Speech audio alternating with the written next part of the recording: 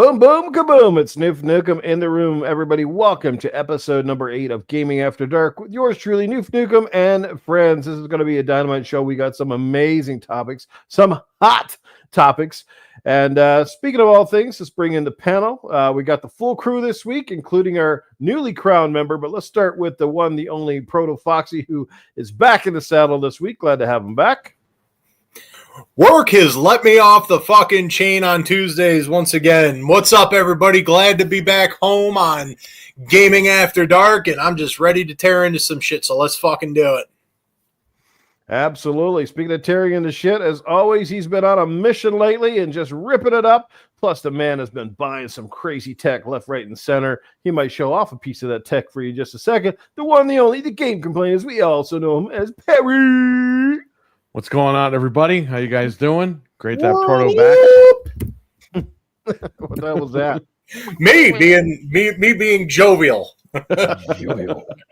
That's the word of the night. Jovial. Jovial. All right. And making his official debut now, I guess, as part of our panel member. As I said, the topics will be hot. And so is the man in the big black chair. Bringing him back this week. He has accepted the invite to be a panel member. Welcome. You're wicked hot. Hey, what's going on, boys? What's going on, chat? Hey. Just another. Hey, it's just another Tuesday, baby. All right, it should be a good show. Like I said, we got to welcome the chat. Without them, this podcast would not exist. That would be kind of pointless. But we got to say hello to Talos Ray, first guy in the building tonight. We've also got Zarek QC in the building. What's going on, brother? And we got our good brother Frank, aka Fazza. He's hanging out with us in the chat. Good to see you guys. Thanks for being here. This is going to be a dynamite show. What have you guys been playing before we get right into the tops? Let's start with Proto, man. I know you've been busy with work, but have you been able to dabble with any games lately? Yeah. I mean, obviously, the typical shit where I always say every week is Warframe, but I also got about halfway through Black Ops 6, 6's campaign. I'm on, and spoiler alert, I suppose, the section where you're playing basically zombies in the campaign, which is it's a little strange. I mean, it's fun. I'm not gonna knock it, and it's definitely different, but not what I expected for a Black Ops game. So, but I got about halfway through that, and otherwise, in Warframe, I'm finally up to. I'm getting all that stuff current for the 1999 drop in December. I'm like halfway through the new war right now. Which, if anybody has any inkling of interest in Warframe, it's fucking free, and this game is phenomenal. And I'll just pimp the shit out of it forever. But the new war is easily the best cinematic campaign I've played thus far in any video game I've probably played in a while, and that's no bullshit. Nice. I mean, this is it's a game that is making me feel things for characters, and I haven't had that since probably the PS2 days. I'll take you up on that, man. I was going to say, as far as Call of Duty is concerned, you probably got to that level and we're thinking, man, this is when the developers got really bored and started hitting the fucking acid trips. I was going to say, man, yeah, it was definitely like, what kind of stuff were they dropping when they decided, hey, we're just going to put zombies in the campaign, fuck it. Yo, that was overwhelming at some points. I was like, all right, there's a couple of them. All right, they're coming. They're not stopping. Oh, yeah, it was wild. Some of the shit they do, like I said, I won't, for anybody who gives a shit about COD campaigns, I won't say anything about it, but it does, like you said, Hot, it just, it did get overwhelming, and I had to put it down for a minute, and then I'm going to jump back into it. Yeah. But it's like overall, I'm enjoying my experience with the game so far. I love the setting and everything, but yeah, like the zombies was a bit out of left field, but I'm definitely for it, man. I mean, interested to see where the rest of it's going to go when I finish it up. Yep.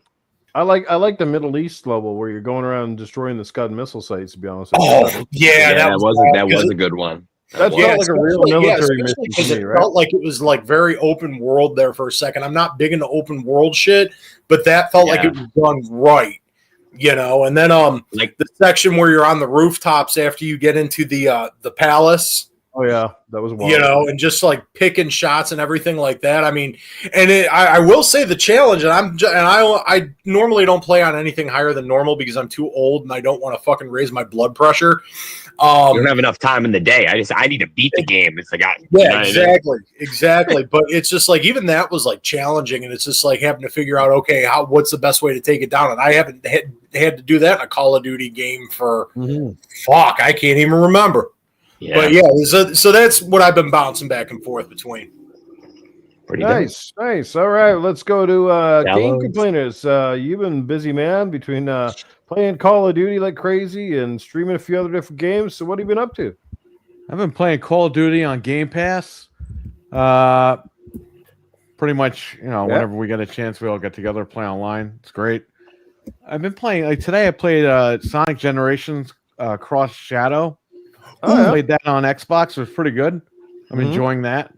That's a new one, right? Okay. Yeah, and I remember because I have Generations on PS3 and love the shit out of it. Oh yeah, that game is awesome.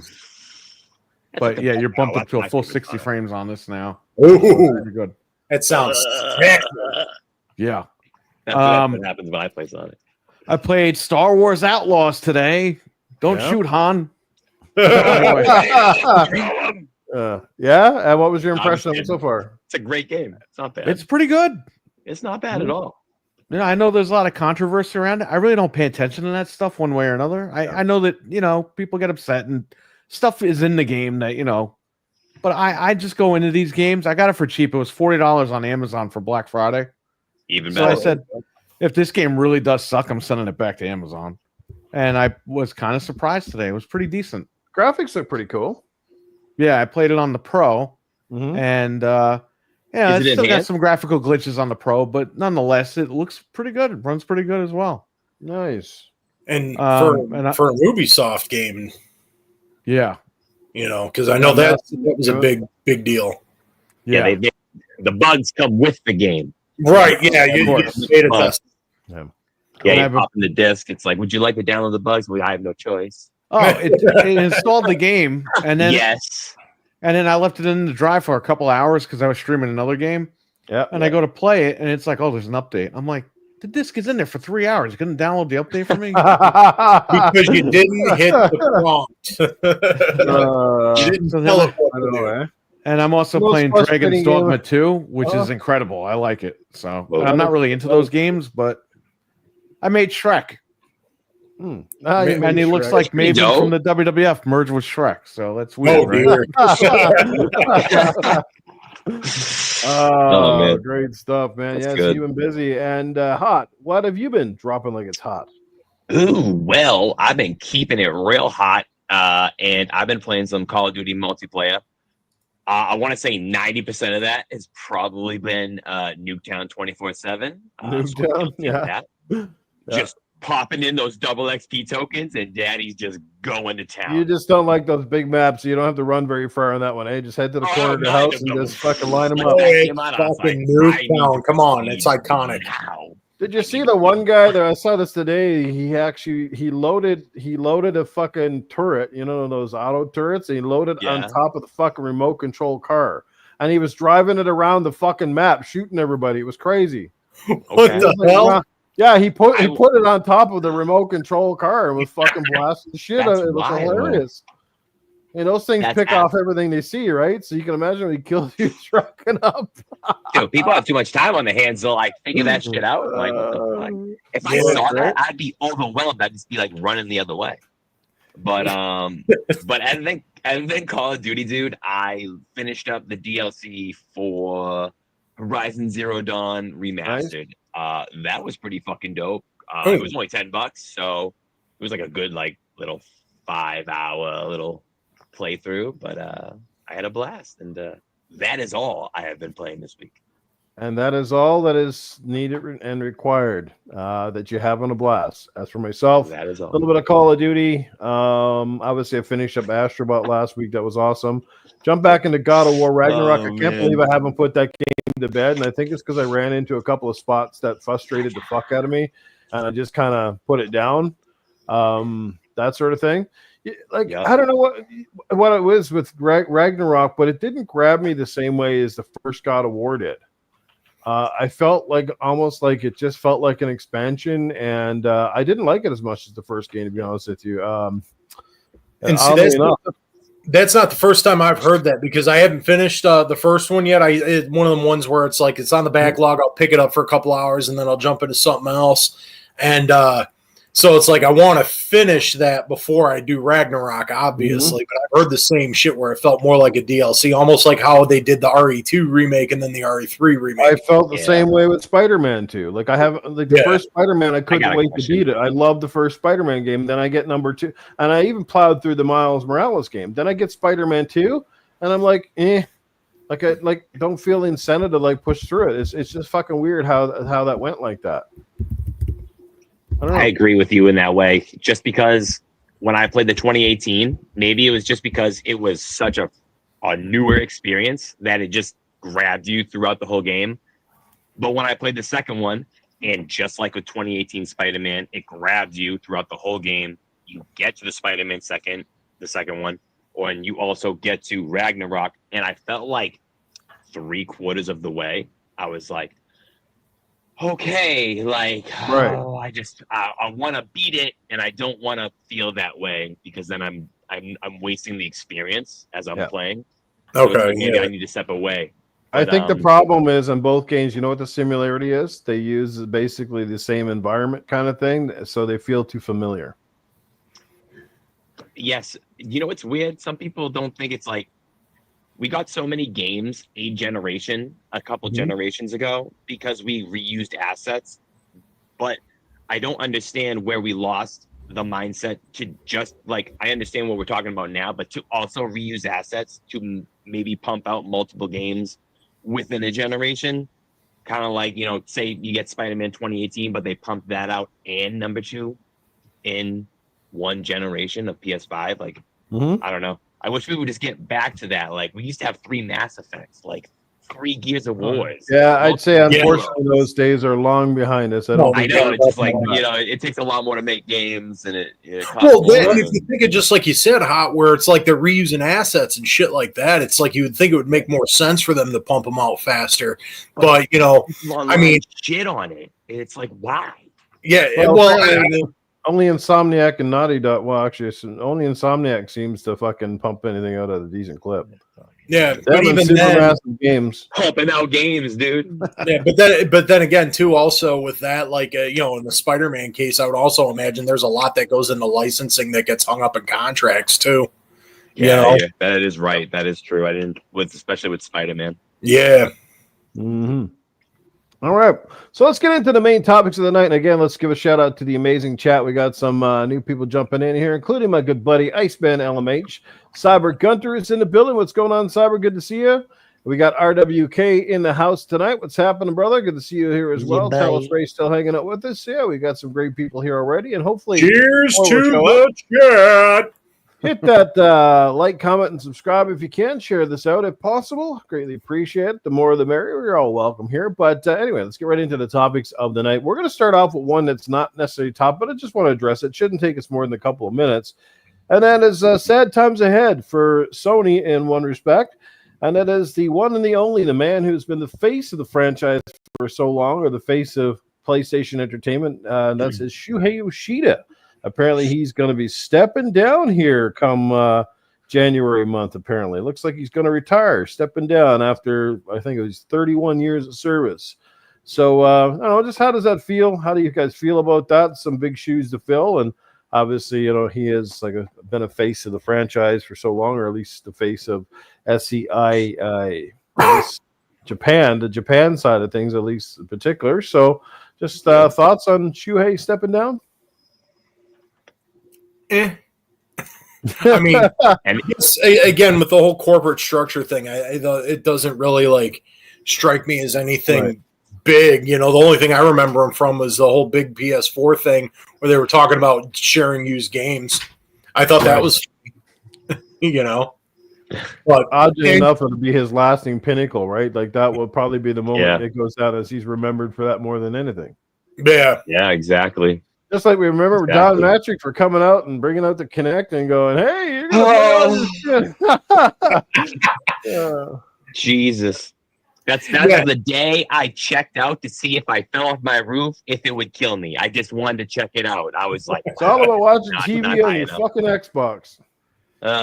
Same guy who also says if you don't want to, how did he say it? If you don't want an always online system, you got the 360. Yeah. That's right. That was lame. It's pretty much what they're saying now, right? Pretty much. Well, it's funny because if you look at a lot of the stuff that he actually said back then, which he got crucified for, stuff that we've kind of accepted and it's become commonplace now. Yeah, it really is. They're always a little ahead, and it just takes. My Black Ops game crashed 3 fucking times on me the other night in the campaign because of that shit.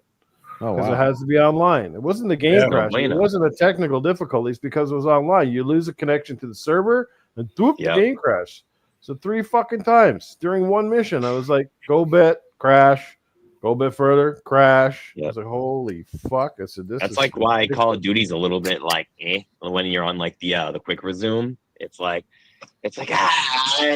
you're a hub, and then I go to my game even though I don't have all the games, so it's like, oh, you know what? Yeah, I've experienced that too. Now that you mention it, like I'd back off, like because even on like the Xbox One, One X and shit, like my son and I use it still has that ability to do so, which is nice. But it kicks you back to its hub, not back to Black Ops, and it's like, oh god, now I got to sit through this again. Now I got to sign in again. Blah blah blah blah blah.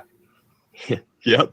You need Frank is bringing this up in the chat. Frank's saying that he will remain in the industry. He's not retiring, so maybe he got fired. Yeah, I'm just reading through the article, and it sounds like he's retired because he says, "I've been with PlayStation from the beginning, and this is my 31st year at PlayStation. When I hit 30 years, I was thinking, it's about time for me to move on. The company's been doing great. I love PS5. I love the games that are coming up for this platform. So yeah, maybe he isn't actually retiring per se." I have a feeling like he's got to be in his 60s. I think he's in his 60s. Oh, for sure. Yeah. So, you've been there for so long. You've built a company up that relies on PlayStation sales. And at the end of the day, I think it's maybe he doesn't like where the business is going and wants to continue. You know what I mean? If maybe his heart's not in that, because there's a different direction of how Sony has approached the market all the way up until now. And then now it's like we just did a bunch of gas games that didn't work. Yeah. Now we're doing different things. You know what I mean? It's just like the dynamic of gaming in the business is changing. And you can see that with Xbox as well. So maybe he's just like, oh, man, it's getting hot in this room. I think I'm going to get out. Yeah, true. Maybe sometimes, too, it's that clash sometimes that comes between the American side of the branch of Sony and then the Japanese side, who obviously have a lot of cultural differences, and sometimes the way that one part of the company wants to take things is a lot different than the other side. Maybe that's a little bit to do with it. Who knows? It's all speculation at this point, right? But it's kind of sad to see him step aside. Regardless, he's been there for a long time. A lot of history. He's 183 old. He's immortal. He's going to Donnie Shank soon. He's just sucking everybody his soul in the freaking building. He's like, I'm young again. Maybe he's taking a heat for Concord. Daddy. Hey, remember David Jaffe used to say that Shuhei used to, whatever his name is, used to test the games out and approve them like midway through development. So maybe he played Concord and was like, "Oh, this is great." Well, I thought that was time. I thought that was all. What do you call it? What's Hearst? I thought that was all Hearst's doing. Herman Holst or Holst. He's on borrowed time too, I think.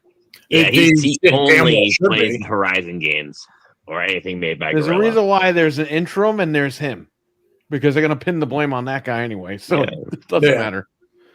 Yeah. Well, like I said, it's maybe this. I know this Concord was a huge failure. I'm pretty sure that did not go over well with everybody inside Sony. I think they were really banking that they were going to have a winner, especially with factions kind of getting canned and really needing something that, and with Destiny sort of failing them to some degree. They went out and bought Destiny and bought Bungie there, and look where that's kind of gone. Like I haven't really. Are they reaping any rewards from that purchase? Because it seems like it's been kind of. Oh yeah, they reaped all of a sudden. They reaped one big reward from that one, and it's that they're gonna consume Bungie because they just at this point, they're like rake, and then it's like, and then it's sitting on the front porch. They're like, keep fucking up. Just keep fucking up because you know what? We're just gonna come in and clean house. Exactly. And then once you fucking up, and then hell, even with the old Bungie thing on top of it too, whatever, it seems like Marathon's even like dead in the water. But they were planning on that thing, dude. And they were even talking about doing a marathon like that where it was gonna be just the live service. Crazy, man. Crazy. Yeah. Like I said, it's not a big topic. It just, whatever Shuhei does, I'm sure he'll land somewhere good, even if he's not stepping away from the industry. Somebody will pick up a guy with his, 30-odd years of expertise and something like that. So I don't know. We'll see where things land. But regardless, it's a changing of the guard and a bit of a sad time for Sony as he moves along. And again, I don't want to stir the pot, and I want to be a rumor mill because we don't know the exact details. So, I hate doing that. You can only speculate or think that maybe, but who knows, right? Maybe it was just a change of pace, and maybe he's going to get a good compensation package. And if we're going to go bring someone in that's younger, that's ready to carry the torch for the next, 20 years or less, depending on the way things go. I mean, obviously, what's his name is just Jim Ryan. Officially, he's out of the game now, right? Right. Yeah, he was staying on for a little while. He did the announcement. They stay on for a while until everything's settled, right? So, yep. Crazy Greek dude, what's going on, brother? Mental 9 Oz in the house. Mental, by the way, man. Mental crazy Greek dude. Yes, sir. Yes, sir. Love what you do with the channel there, Mental. You've been doing some good stuff. Keep it up. Love it. Got to try to get you back on a guest on here sometime. And let me know if you need me to guest on your show with you and Tintin. I'd be happy to hop in once in a while. All right, so let's get right into it. And this one is a bit of a juicy one. Obviously, still a lot of more rumors or speculation, but we do know that figures have come out and that the PlayStation Portal, and we can tell because, this thing was sold out for a while at a lot of places. It seemed to do very well. I have one. I wasn't planning to get one, but I'm glad I did after I picked it up and played it. For the most part, it ran really well, 9 times out of 10, if my connection was at least decent in my house. It ran good. The games look really good on it. Played a lot of Astrobot actually when I got it on that machine, and it ran really good. That's sick. So I love the Portal. It feels amazing in your hands. Like I was surprised it's fairly light, but it's comfortable. You don't, it's crazy, and it's a nice little machine. And now it's getting an update, so you can stream live to the Portal without even needing a console. Just sign in on the PlayStation streaming beta, I think it is. Just got to run the updates and bring that out. But based on the success, I think they're finally kind of eyeballing perhaps a return to the PlayStation Portable era. Let's just hope that Sony has learned some dire lessons from their failure with the Vita, which was, by the way, a phenomenal handheld. Phenomenal. Fucked that one up royally. It was... that's, again, we talk about Dreamcast kind of getting the kick to the curb. That was another one that should have been a flagship. And I don't know if it was just bad timing or bad marketing. And I guess most importantly with Vita is the fact that the fuckers brought out a couple of games at the start and then kind of went, we're done with it. It's like, dudes, it's time to build a platform. I think part of that, too, was because that was around the same time where the 3DS was doing its thing. And I think just the Nintendo juggernaut when it comes to handhelds, and it's like, don't get me wrong, I love the Vita. I don't have one currently anymore, but I plan on reacquiring one when I can. And it was, like you said, Noof, that thing was phenomenal, and I still play the shit out of my original PSP. I fucking love that thing. Sony knew how to do handhelds. It's just in the face of Nintendo, man, especially when they were doing dedicated handhelds, with the DS and 3DS. It's just a fucking juggernaut, So it could have been timing. It could have been, like I said, bad marketing. Maybe people didn't realize that what the kind of capabilities the Vita actually had, and not enough people got to kind of sample one or test it out.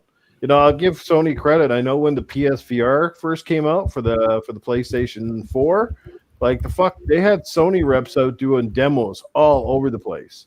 Like they were pushing that thing fucking hard, man. Like, and they had demos and trials, and you could walk into stores and check one out. Like they were doing stuff right. And but it takes a long time. VR is a different beast. It's not something that the average consumer.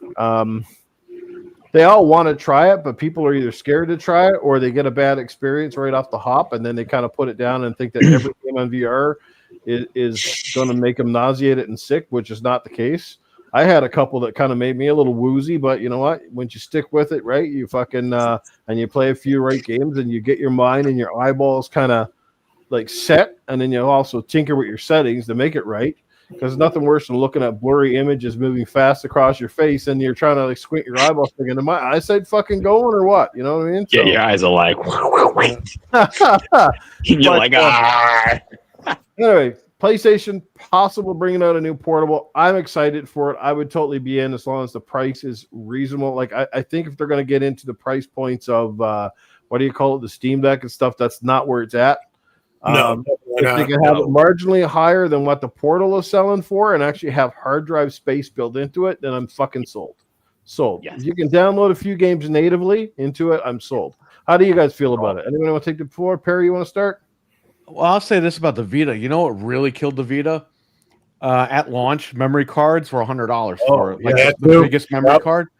So you're looking at, and the PS4 was brand new or right around the corner. Mm-hmm. The PS4 is $399. The Vita with the biggest memory card is $399. Yeah. So what the hell are you gonna buy? You're gonna buy the Vita or you're gonna buy PS4? You're gonna buy PS4. Yeah, and that's what happened. Yeah. And Sony, they live by the sword and they die by the sword. If you're not buying their shit for their price, they're saying that's your fault. Yeah. We didn't do anything wrong. They didn't learn their lesson from the PSP. So they cut out the OLED screen. They put in the LCD screen. They made the mini Vita PSP thing. Go. Remember the PSP Go? I have one. I have one. The Go. That was in the middle, but But it's always like the consumer's fault. Oh, you didn't buy our stuff? No, it's your fault. We're gonna cut it off and we're gonna just not support it anymore. Blah blah blah. And it's like, man, we'll make the console affordable, but we're gonna jip you on every other piece that goes with it, right? Yeah, right. Make up the back end. Zarek here too just dropped Vita TV, where you could actually play Vita games on TV. We got the Vita TV. Yes, TV, dude. It had like a bundle with a controller. Yeah, I got that bundle with the controller at Best Buy for $10 because they were clearancing it out. Yeah, sweet mother of pearl, dude. The controller was worth more than the whole bundle. It was, dude. I mean, like Noof was saying, I think it would be totally worth it, but it has to have a native experience. You have to be able to download at least a couple games. I don't know how many games you'll be able to 512, get. Even 512, and then compress the games a little bit so they have a smaller sample size. I mean, as long as you can fit a couple to take on the go, you're not playing like 40 games at one time. So if you can get 3 or 4 decent games on, and you got to, and the rest you can stream, or the rest you can fucking just delete and add, or at least like 512s of built-in memory, and then be able to buy, like I said, a micro SD card. Yeah. The Steam Deck uses a micro SD, or maybe we can get really savvy. We can because Sony always uses. You can just heat up your lunch on the back of it. Yeah, because Sony always uses the proprietary cards. I was just going to say proprietary shit. I feel like because even the Switch uses micro SD now too. They would shoot themselves in the foot if they went proprietary. Oh yeah, big time. Yeah. No, that'd be like. Well, here's the thing. If you notice the Vita, just going back to that, the Vita actually did pretty damn well in its native homeland. And why do you think that is? It's largely because it was supported with a hell of a lot more games from Japanese developers, which obviously catered to their audience. Guess what Sony didn't do for the American side or Europe side? They didn't fucking make the Call of Duty for this thing. They didn't make, or didn't, the support wasn't there. They didn't make. They only made one Uncharted game for it. They didn't make hardly anything else. Like, see what I mean? Like, they made a couple of games, and because they didn't light the world on fire. But of course, how are you going to sell like tons of copies anyway when the console is new? You're not going to have a great adoption rate for the first 2 or 3 years of the life cycle, and then when you get enough of these fuckers in people's hands, then you're going to see the software sales explode. But they gave up on it before they even fucking push it to the point. Right. Right. And I think, and again, and like how Perry mentioned, I think a lot of it, again, had to do with the proprietary. I mean, yeah, it did well in Japan, but, you know, that's not their only market, obviously. You know, and here, you know, especially the States, and here's the interesting thing. If you're going to launch a new handheld, especially now in the economy we're sitting in, you got to make it very attractive. Like you said, going along the lines of a Steam Deck, I think it'd be the worst idea for Sony to do. You know, I mean, besides, you already got a Steam Deck, and a Steam Deck can already play Sony games if you can rip them off the fucking net, right? Why would it be a dedicated Sony fucking handheld? See what I, you know, and it's because I love handheld gaming. Don't get me wrong. This is kind of like in my wheelhouse in a sense. And it's like I said, I loved Sony's PSP. I love the Vita. I don't have a Portal yet, but I plan on it. But that's not a dedicated handheld system. That's basically just a streaming device. But what interests me about this is we've only got that they're talking about doing a handheld. We don't have any other information. Right. Is it going to be its own dedicated kind of thing like a Vita or a PSP? Or is it going to be another kind of streaming device? I mean, what kind of media is going to be used, if media at all? You mentioned, like, obviously, at this point now, if we're going to go downloading like they did with the PSP Go, like Hot mentioned, you know, it's like then you got to talk about your internal memory and then expansion with, you know, which should be the fucking industry standard at this point. My toilet is behind. Yeah. Nice. Toilet, everything's an Xbox. But not to derail my thought, but it's like, you know, the industry standard should be a micro SD card. So if Sony decides they're going to go proprietary, and let's even take even further, because even their like charging cables and stuff, that was all proprietary. Oh, yeah. You know, like getting replacement cables for stuff if it goes out, even the replacement batteries on the old PSP, which are notorious for like bubbling up and exploding. Oh yeah, dude. That's like trying to find that shit like secondary market kind of stuff or third party. I mean, they're a bit more plentiful now, but it was difficult in its heyday. It's like Sony Sony was almost like Nintendo back then, where they like clamped down on that shit. Oh yeah. And Perry, to go back to you here. So if you were building a portable, and obviously one of the factors is it has to be a complementary device to the main console, especially if you're selling one. Like Nintendo is the anomaly because Nintendo's portable is their main device, right? That's how they did it with the. So would you follow a Nintendo style approach if you were to make a PlayStation portable, with having it at least being able to cast out to the television set either through some kind of a video cord or a lot of the handhelds today are doing that. So I mean, that's kind of like a feature that's built in now to the newer handhelds. I have the Lenovo Legion Go, and I would say if Sony wants, that's like premium, and that's a lot of money. It was last year when I bought it. Obviously Sony, as much as they would want to charge that much money for a handheld, I don't think they can, because then no one's going to buy it. To trim it down, I would probably, you would have to strip it down kind of like a Nintendo Switch type thing. Maybe not have an NVMe, but use the SD card. I mean, I don't know. Maybe they have smaller NVMEs, so maybe use one of those so it saves money. I have no idea, but they could go cartridges route again, but every time they do that, it gets hacked and ripped. So, I mean, I don't know. Maybe they'll want you to sign in the PSN to play your games. Oh, God. Yeah. Touch fire. You know? Sign in the PSN, then you bring up your library, you download. That is one of the selling factors of a PlayStation Portal is PlayStation Network and the Sony name and that. But, you know, one of the things that helps sell things like the Lenovo Legion and the Steam Deck is the ability to use, different operating systems or different, varieties of ways to download different types of games. Right. You can play games from almost all the manufacturers on one of these things, correct? Yeah. Yep. Right. And Steam Deck alone, I mean, it just what sells that is anybody who has a PC pretty much has Steam. I would say the majority of users. So it gives you access to a massive library right out of the box. That was the thing. Here's a portable that already has a built-in library ready to go. and games coming out for it all the time from the different publishers. So, like, I think that is one of the selling features of the rest. Sony's going to be a little hell battle because they're going to rely on their franchises to sell their portable, right? I mean, if Game Pass ever goes on to something like a PlayStation, which I won't put my money into that basket. Yeah, you better freaking look around because you got to be in hell. You're gonna be like, oh, it's. Even the dogs are choking on that one. It really got really hot for a minute. Yeah, I mean, it's like I said, it's all speculation. As long as you stay away from proprietary bullshit and they put enough stuff in it. And I think the key for most of us, I think we probably would all agree, is, again, native hard drive space of some sort and the ability to use SD cards.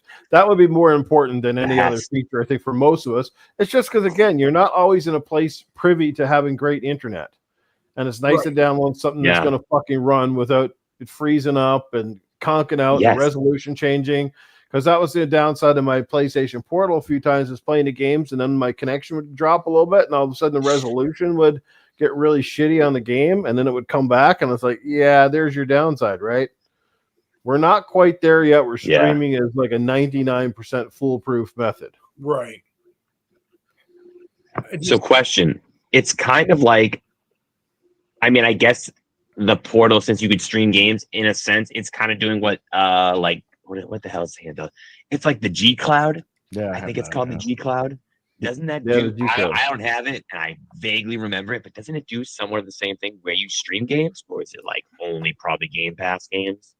It had native Android built in, so I can upload like emulators on it natively. Oh, okay.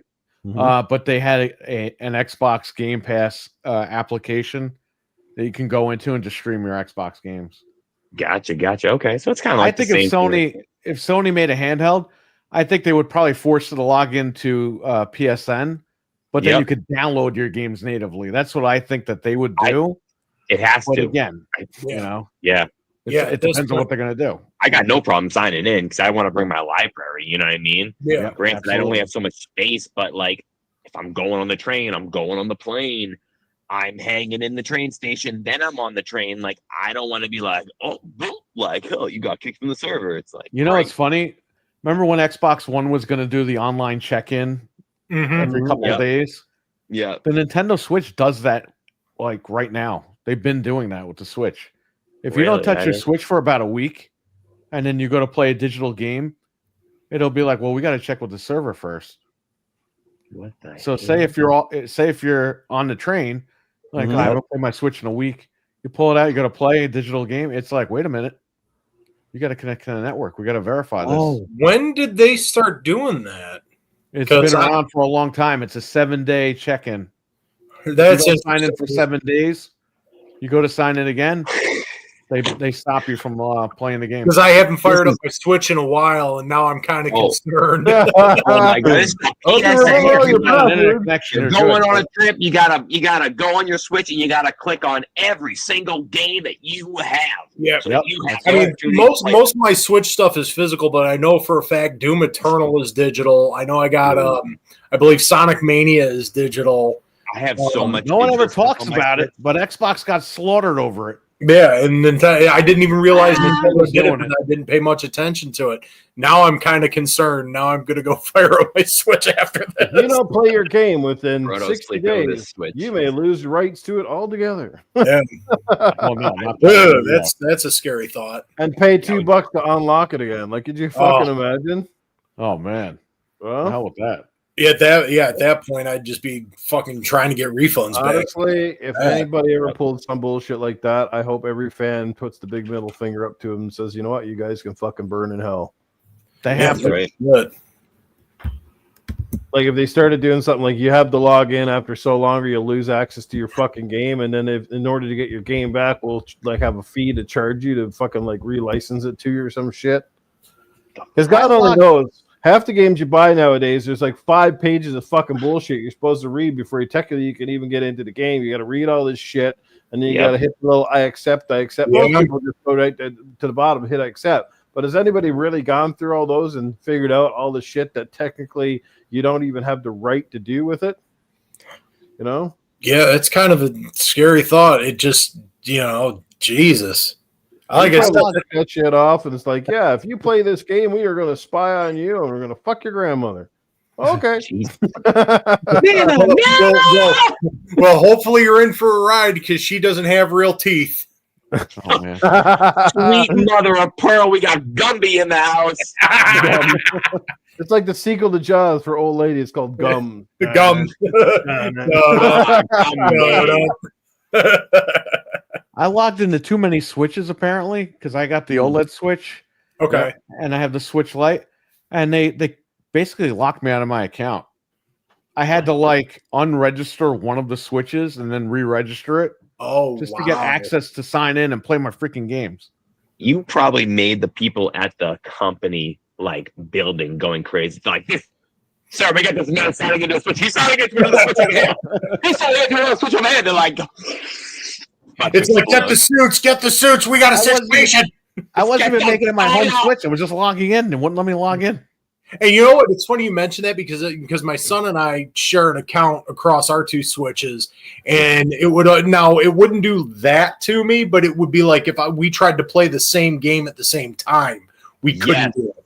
Yeah, I heard that. But that was only digital. That was only because we had some of the same stuff physically that we could do, but if it was a digital game, we couldn't do it. There's something where I read it. There's a technical way to game share with somebody on the Switch, but it's weird to the point like you said, if me and Foxy were doing that and say I bought the new Zelda game, I would be like, yo, Foxy, I'm playing it first, you can play it after because we cannot play at the same time. It's not like Foxy. It's basically like you're telling me I'm getting the sloppy seconds. Yeah, basically. Yeah, exactly. She's all yours, buddy. Nah, I'm done with her. She's all yours. Goddamn. It's like, oh, this tastes funny. Oh, tastes like a used saved file. Oh man. Yeah, where were we? Oh man, the train just went into an embankment off the tracks. The fucking massive fucking donut. It tastes like your husband's penis. What the fuck? The oil tanker's on fire and everybody's just dancing around it naked. Noose on top of it. It's like, get down, Nuke. There's a turtle coming up. So PlayStation Portable. I remember. Back on track. PlayStation Portable. Yes. Yeah. PlayStation Pothole. PlayStation. All about the PlayStation potholes. I live in Illinois, damn it. I'm like because I guess the thing for me is before the portables back in the day. I mean, especially when Game Boys and the 3DS really ruled the roost, the DS systems they were very separate entities from the consoles itself. A lot of them were offering experiences that were different.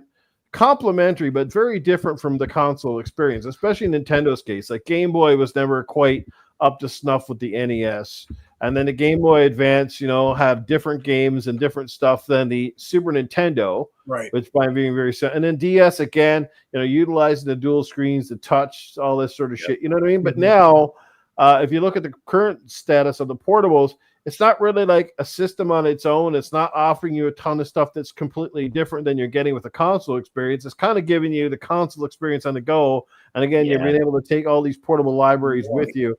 And I think that's the selling feature now. It's not like you're going out and buying a whole collection of new games. If you look at the Vita, they never had the same games that was on the PS3. The Vita had very similar tech to the PS3, and they played games that looked like they could have come off of the PS3. But they weren't the same games, which is cool. But in the same sense, you're buying a whole new library of titles. Whereas now, if you take the Portal, you're playing your entire PlayStation. So it's a complementary device that works really well. The principle is cool. So that's why I'm on board. If they're going to make a PlayStation Portable, it's basically going to play the games we already have. And maybe they'll make, I don't know if they'll make a game specifically for the device. Is it more of just being able to take what you already own on the go? And I think that's why, the Steam Deck and, and the Lenovo's and all these other things are doing well because, again, you hit the ground running. You hit the ground with thousands of games in your library as opposed to having to go out and buy a whole new collection of games that have no compatibility at all. See, the thing is with that though, and like I'm on board with either or, to be completely honest with you, because I'm a sucker for all. I still have all the old handhelds. Man. I still play them. I liked that complimentary experience where it's like, going back, for Sony, your God of War games, they were different from your console ones, but they also added to that whole saga and stuff like that. And it's like, it's same thing with even the old Nintendo Game Boy stuff. You got some real good classic titles. It's definitely a cool concept. I mean, but then again, having access to your library on a dedicated handheld device, I mean, that would be cool too. So either way, I'm cool. I would like to see what they have planned for it. I mean, I think it would make more sense to do the whole more having access to your PSN library than doing a dedicated handheld. But I mean, I'm a sucker, so you show me a handheld with some new games on that thing, I'm just be like, here's money. Yeah, take my money. Yeah, I mean, if Xbox did a handheld and they had a version of Gears of War that could only be played on the handheld, it would be a system seller right off the bat, right? That would. And then you could still have the compatibility with the console stuff, whether it's through streaming or what have you. But again, if you made just a select few titles, but again, with today's cost of game development rising, those are things that are getting less and less likely because you got to dedicate a whole new team. You got to, downsize the games to natively run on lesser hardware. Again, for like Nintendo's the anomaly because their portable business now is their home console business. It's one and the same. That's why they didn't make a portable to go along with the Switch, because Switch is portable, and that was the selling feature, and that's the one leg up Nintendo has. And I think, like I said, Nintendo's in a great spot because when they bring out the Switch 2, the thing is going to hit the ground on fire. Oh yeah, it's going to have the back and pat. People are going to be trading in their old Switches. Hopefully, if GameStops and stuff have a trade-in program, people will trade their older models and probably get. There you go. He's got one. This motherfucker, he's got like everything like within arm's reach. I talk about a game, he pulls it up. I talk about a port, he pulls it up. It's like he's like a fucking Santa Claus. You're gonna see all my stuff. I have all my systems here. I just love it. I'll be talking very funny. Here it is. Hey, I got all my shit's in another room right now, so I can't reach it. If I mentioned a Virtual Boy, the motherfucker pulls out a Virtual Boy all of a sudden. This guy's trying to log in so we can play his digital games already. Look at that guy going. Look at that. He fucking dual. He's two-fisting over here. Two-fisting the Switches. He's got that man is an animal. No, right. That's exactly right. There's a real gamer right there. And how dare you fucking console fan twat words out there called fucking anything other than a gamer, man. He's got everything in his house, man. Yeah. He's got more spend my money. He's got I got one more thing to shit.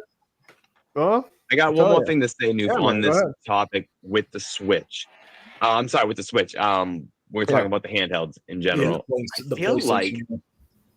I feel like as like a video game society, we looked at handhelds from the beginning as like you said, there are different experiences, different Mario games, different Mario and Luigi games, different God of War games as its own like kind of separate entity where you would have some mostly different games. I feel like the Nintendo Switch is the one who changed that and also brought a different perspective to like say Xbox and PlayStation when looking at a handheld, because they were like, yo, you can play your main game that you buy on your TV and you can also take it with you. It's the same game. And I think that idea resonates now with the business plan of how we're going in gaming. So it's like at the end of the day, we're going to be playing the same games that we got in our library. So it just makes sense. But I feel like I was just going to say, like you were mentioning, I feel like they kickstarted it. The Nintendo Switch kickstarted bringing your same game you bought with you. Right. I wholeheartedly agree, man. And again, like I mentioned, I have Doom Eternal on my Switch, and that just felt good to fucking be able to play that portably, and that's shit like that. Yeah. Oh man, it definitely does not run as well as it does on like the home console, but just to be able to rip and tear on the go, it's not no 4K. No 4K. No 4K. When I get stutters, as I'm chainsawing a motherfucker, it's just like, okay, back to this. If the Switch 2 can do the majority of its games at 1080p with a lot more 60 frames options, obviously a higher graphic fidelity, looks a little sharper, a little higher resolution textures, because that's the one thing about the Switch. A lot of the games, when they did kind of run, they looked very muddy, blurry, like especially anything that was taxing. Some games looked a lot better than others, but there was a lot of discrepancy amongst the software. Really depended on the dev, and again, it was pretty hard to push that. That old fucking what's the chip? Wasn't using Snapdragon. It was using something else. What the hell was it using? I can't. But anyway, it was an old fucking, essentially a cell phone chip, more or less, that run for fucking years. So they push it as far as they can. And Nintendo, of course, and I always said the beauty with Nintendo is they make their games look good, because Nintendo's games have always looked good, essentially, no matter what the hardware, because they've never pushed for photorealism in their games.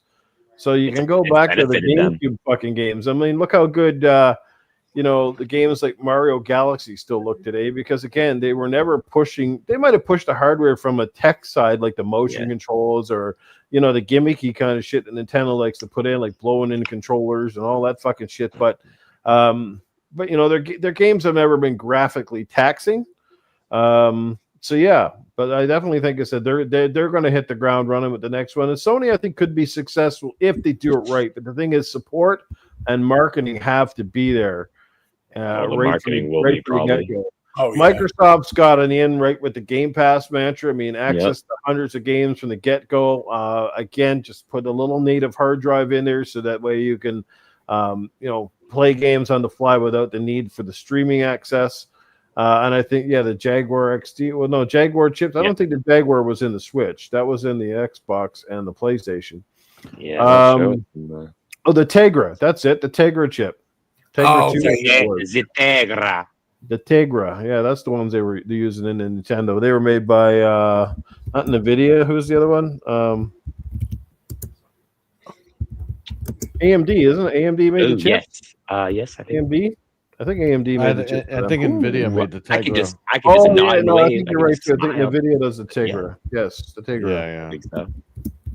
Yeah. Okay. The tech nerdy stuff coming up. All right. So, any further thoughts, guys, on a PlayStation Portable? I mean, I guess the question is, would you guys buy one? Are you open to the idea of buying one? What's your price point? And lastly, what kind of stuff do you want in it as a gamer? We'll start with the round circle real quick. What do you want to see in this Proto? And what would your price point be to buy one? What would if we're talking about a device that's going to allow me to play my home console games on the go, I would probably say, let's say $350 due to the tech. I would have to have an OLED screen and at least a native 1080p, at least have access to actual micro SD cards, no proprietary. And I'm getting a lot of shreddy sound effects right now. Sorry, it's my Xbox. Oh, it's Gears of War. Everything's an Xbox. Now, if Sony decides to go the route where they're going to do completely dedicated and it's its own experience, then I would say between, again, HD is the norm now. So OLED with 1080p res. If you have proprietary or you're going download, just make sure the media itself is affordable. It's about where I'm at. It's just you could go two different ways. Yeah, totally. All right. Speaking of people like to go two different ways, how about you, W1cK3D Hawt? I'm not even kidding. You guys can find me on. Hey, the man's still alive. Don't worry. Name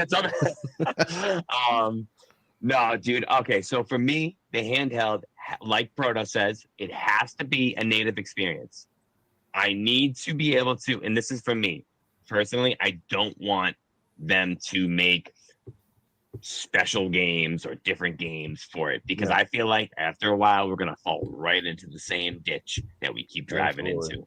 So I just want to be able to sign into my PlayStation account, bring my library, download what I want, but in return, I'm gonna say I feel like it's got to be like a 1080 screen, but like I will take the LCD screen if we can just take the extra money and put it somewhere else, maybe battery or something else.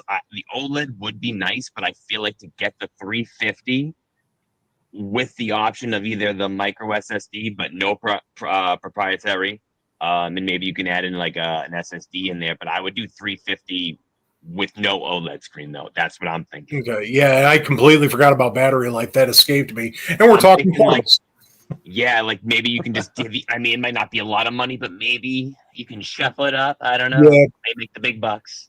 So, but no, I mean, an OLED would be dope because you notice it on the Switch. Oh, when I play my OLED Switch for a hot minute, I'll be like, wow, this is really nice. And then my buddy will be like, give me his Switch, and I'd be like, can I turn on the brightness up? I'm like, oh my god, it's all the way up. Like, yeah, you don't really realize it until you like are into it so much. Cool beans. Lassie Perry, what do you expect out of it? What's the price point where you would come in and kind of say that's an attractive price? I'm sold. What kind of tech? Attractive price would probably be $300 to $400. You know, it's Sony. They're probably going to charge you more money because they think they're Apple. Yep. I think if Sony makes a handheld and they don't come out the gate with a bunch of games right away, that's let's wait and see what they're going to do. Because if you blow the money on it, what if they stop supporting it? And then we're back at square one again, like we've always been with Sony. Mm-hmm. You know.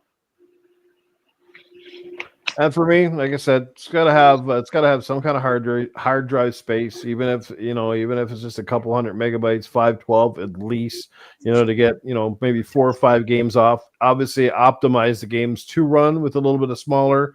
You don't want to have one fucking Call of Duty game on it, and that's all you're going to get on the thing. That'd be kind of redundant. But something like that, again, a good screen, doesn't necessarily be OLED because there's some great. I mean, even an LED screen looks good when they're not small. When you're keeping it under 10 inches, the only thing that's that can be that small and look good is definitely not a penis, right? So you got it's gonna be large. It's like a little pig in a blanket. That's what the girls say. Right. But 10-inch screen or less, and then there you go. And don't let them tell you it's adorable. No. Yeah, if they say it's adorable, yeah, you better hide in shame. About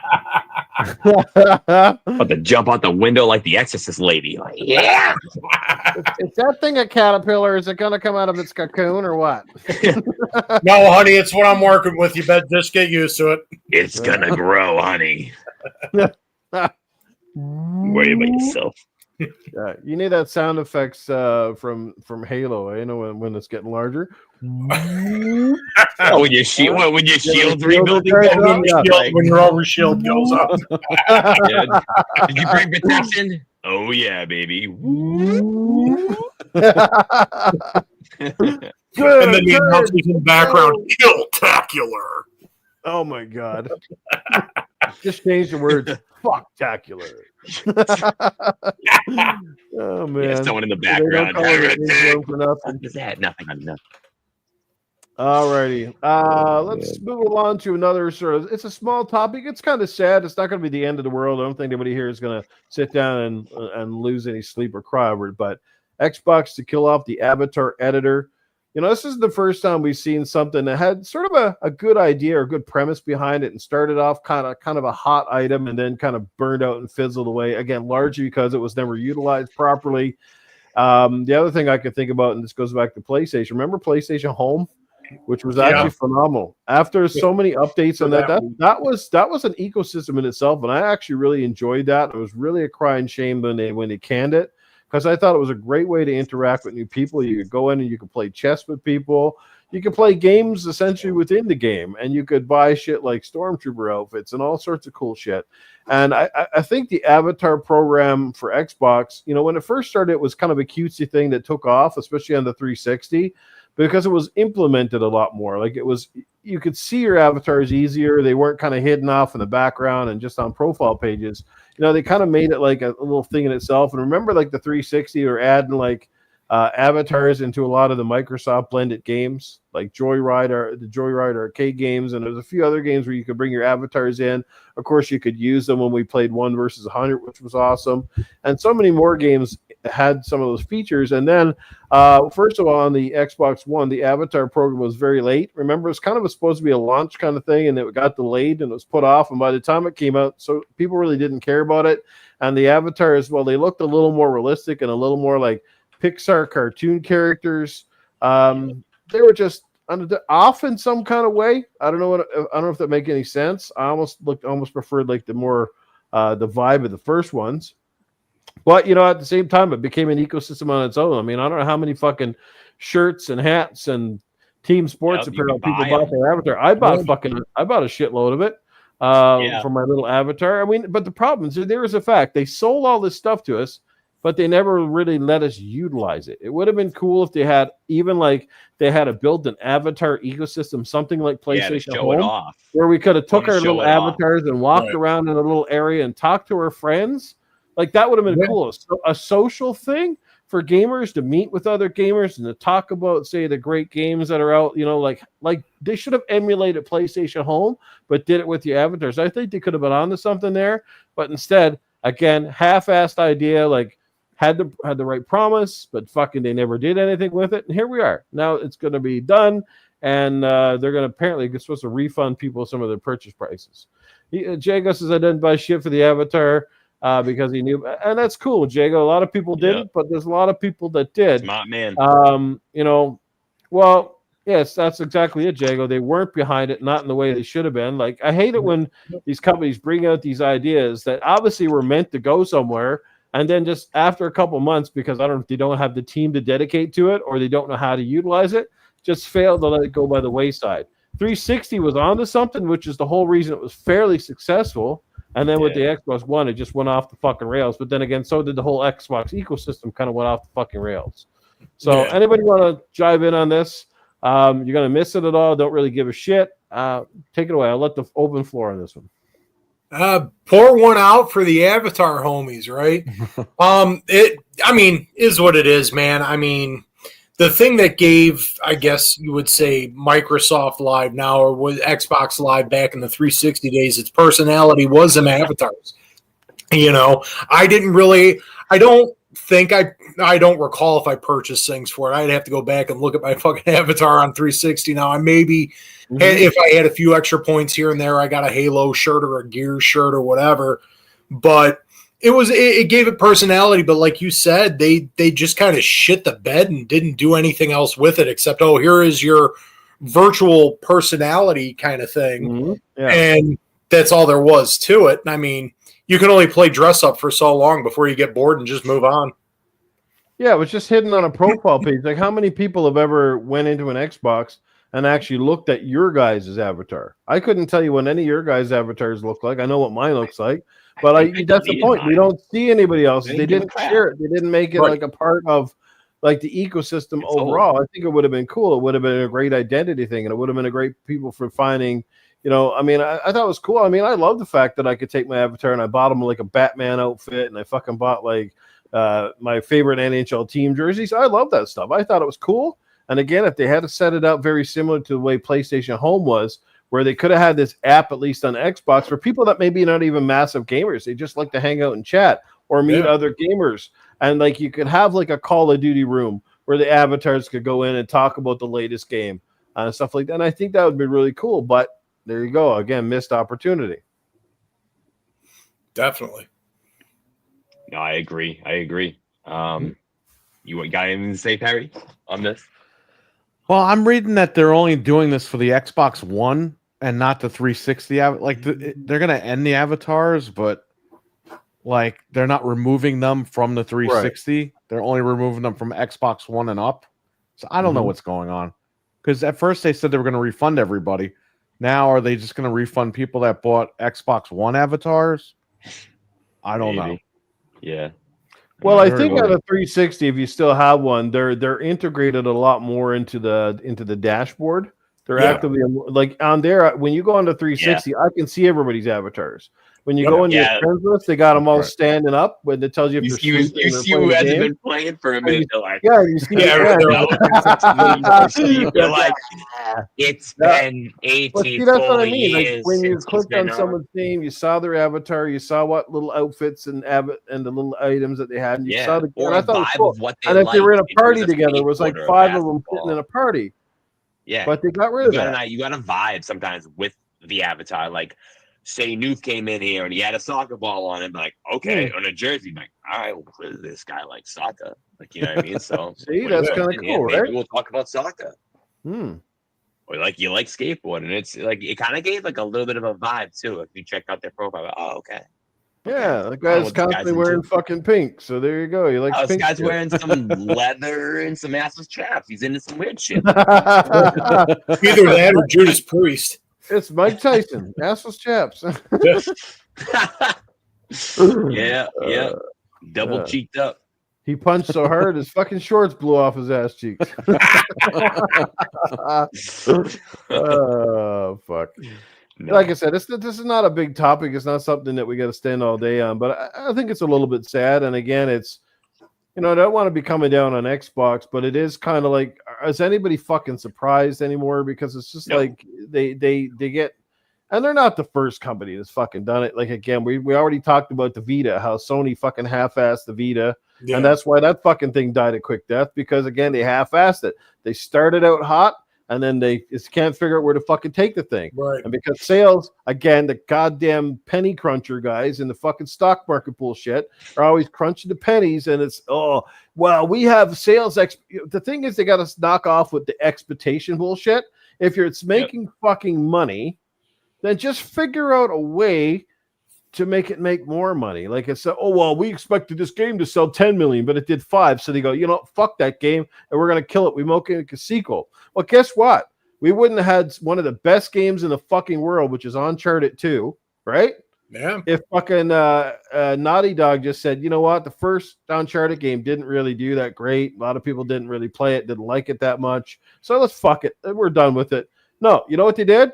No, we took a good prompt. We took a good game, and we're going to figure out all the ways to make it better, which they fucking did. And guess what? Uncharted turned into a multi-million-dollar franchise that is now one of the pinnacle franchises of the Sony fucking brand. And this is the kind of shit they need to do with everything. Just because I'm going to say Days Gone, another perfect fucking game that should be getting a sequel, probably never will see one. Rise, Son of Rome. Where the fuck is our sequel to that shit? Right? Never. This is what I'm saying. These guys, sometimes they're fucking got the blinders on. They're tone deaf as fuck. It's like, stop just basing everything on a massive sale. I mean, there's some games out there like fucking some of these fighting games that never fucking sell into millions, but guess what? They keep making sequels to because they apparently keep making enough money, and the fucking cost of investment is probably a lot lower. So let's keep making. I'm pretty sure SNK never lit anybody on fire with 20 million copies of anything sold. No, hell no. Neo Geo. No. But they kept making fucking games. Samurai Sword this and Samurai Sword that and Samurai fucking this and Fatal Fury that. Did Fatal Fury ever become to the point of Street Fighter or Mortal Kombat? Not a fucking chance. No. They didn't give up on it, though. Man, you're throwing shade on my SNK. Man, Capcom versus SNK Millennium Fight. Don't get me started. But I think that, what you're saying, Noof, and you mentioned Uncharted, and it's interesting because, when we see that shift in the gaming market now, the way it is, like you said, where it's like you got to be the million seller, or otherwise you're up shit's creek. I mean, you can even go back as far as like the 8-bit days, like 8-bit Nintendo. Mega Man, the Mega Man franchise is a big, biggest one of the biggest examples of it, because the original Mega Man game didn't do well at all. Capcom didn't want a sequel. Inafune, and I forget the other guy's name who's involved with Mega Man offhand right now. Everybody just remembers Inafune. They put a separate team together that did the sequel, Mega Man 2, in their spare fucking time. We don't have that kind of dedication anymore. Mm-hmm. You know what I mean? Right. And then it's like, and then compounded with the fact that everybody's under the gun saying like, oh, well, this AAA title's got to sell fucking 10 million copies. Otherwise, we're all going to lose our jobs, which that's another sad part of this fucking industry. Mm-hmm. We just don't have that passion anymore. It's a fucking machine. No, I think the biggest gamble now is the fact that not only a game is very, very expensive, but the fact that now it's taking you 5 years plus to put one game out, which means your margin of error gets shorter because you're not turning another sequel around in 2 or 3 years where you can basically take advantage of, say, one opportunity doesn't go your way, but you're going to get another game out within 2. I mean, what? Uncharted 2 came out how many years after Uncharted 1? Maybe, what was it, 2, 3 years? They had another game ready to roll. But you see what I'm saying? Like a generation now, console-wise, is pretty much fucking done. If you're already 5 years, like we haven't, think of it, right? We're 4 years into these current series consoles, and we haven't had an official Gears game yet. Not one. Right? 4 years in and no Gears. Right? So that's almost a full game life cycle. Now there's one coming. I assume it's next year, but they never give us a release date yet, correct?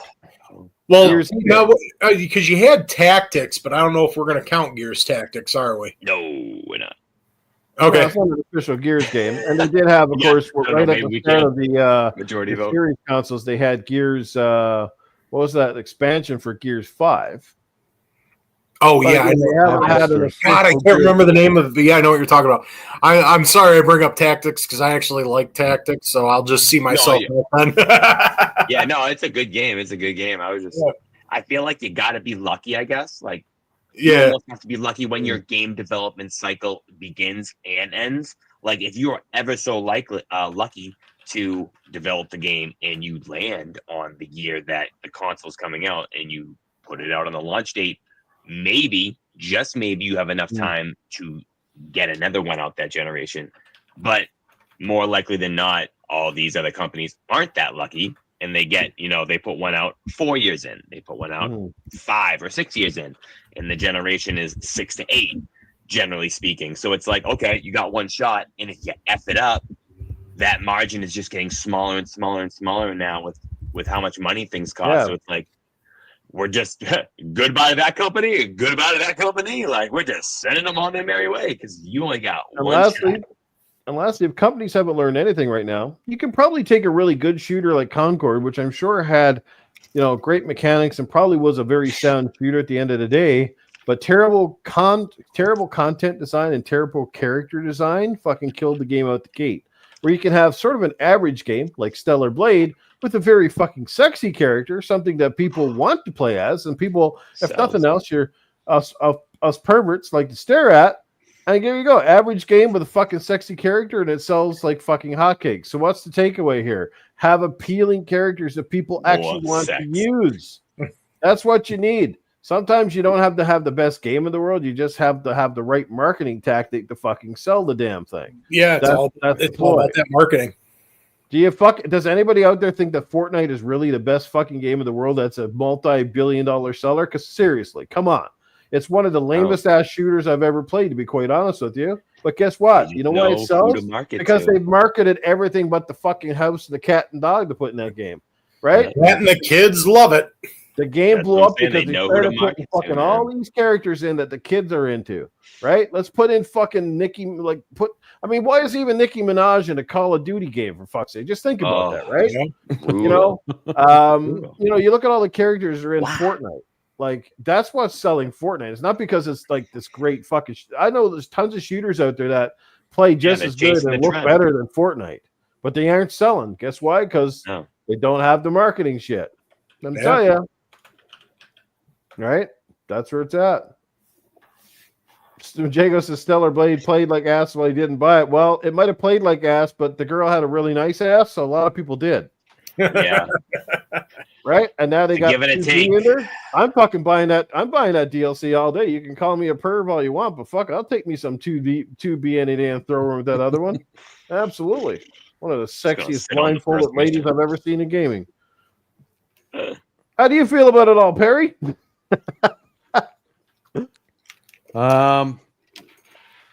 Did you enjoy those Xbox avatars? Did you buy a lot of shit for them?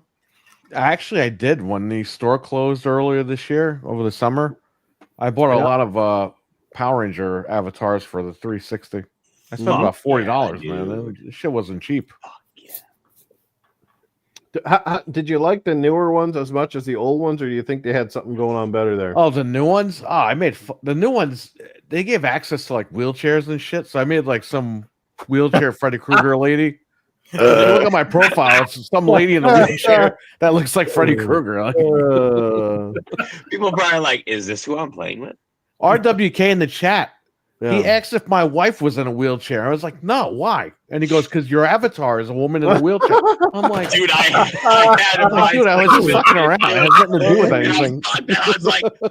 I'm like, I can't misconstrue who I am. I don't want a misrepresentation of myself. So I was like, I should put myself back on my 2 feet. They finally got the wheelchairs, but they didn't fucking address all the paraplegics that fucking can't move from the waist down and want to crawl across the floor. No, they didn't. I want my robot legs for everybody. The robot legs, yeah. It's a risky procedure, but it's going to be totally worth it. I'm disappointed they didn't add claustrophy bags in there. Come on, damn it! I like to shit in the bag. Oh, God. Hang on, guys. I'll be right back. I got to stick in my catheter. Catheters and claustrophy bag avatars. Oh my God, what a twisted fucking system we'd have out. Don't let the gaming After Dark guys ever design your console. Nope. You're getting catheters, colostomy bags, and wheelchairs, and it's going to be one hell of a ride. More than just gaming. You can fucking bank on it. Chainsaw. And then maybe even an Xbox branded dildo here and there. Oh my God. So you can prepare yourself for the fucking that is coming your way. Did Zarek? Because Zarek said you're killing me. I was drinking. I'm wondering if he's like a Phil Spencer avatar, and he's got a little fucking hand puppet. It's like Satya Nadella, and he's got a little hand puppet of Phil. They're pulling the string like a little marionette. But which version of Phil? Back when it was Xbox is the most powerful system, or Phil now, where it looks like he's lost about 100 pounds and he's going through depression. Probably young Phil. Ozempic Phil, right? That's his name. Ozempic Phil now. Ozempic Phil. So That's delusional from the purchases. She's probably going. He's like, "What do you have to say about this, Phil?" Jay goes on to something after we have a hot seller.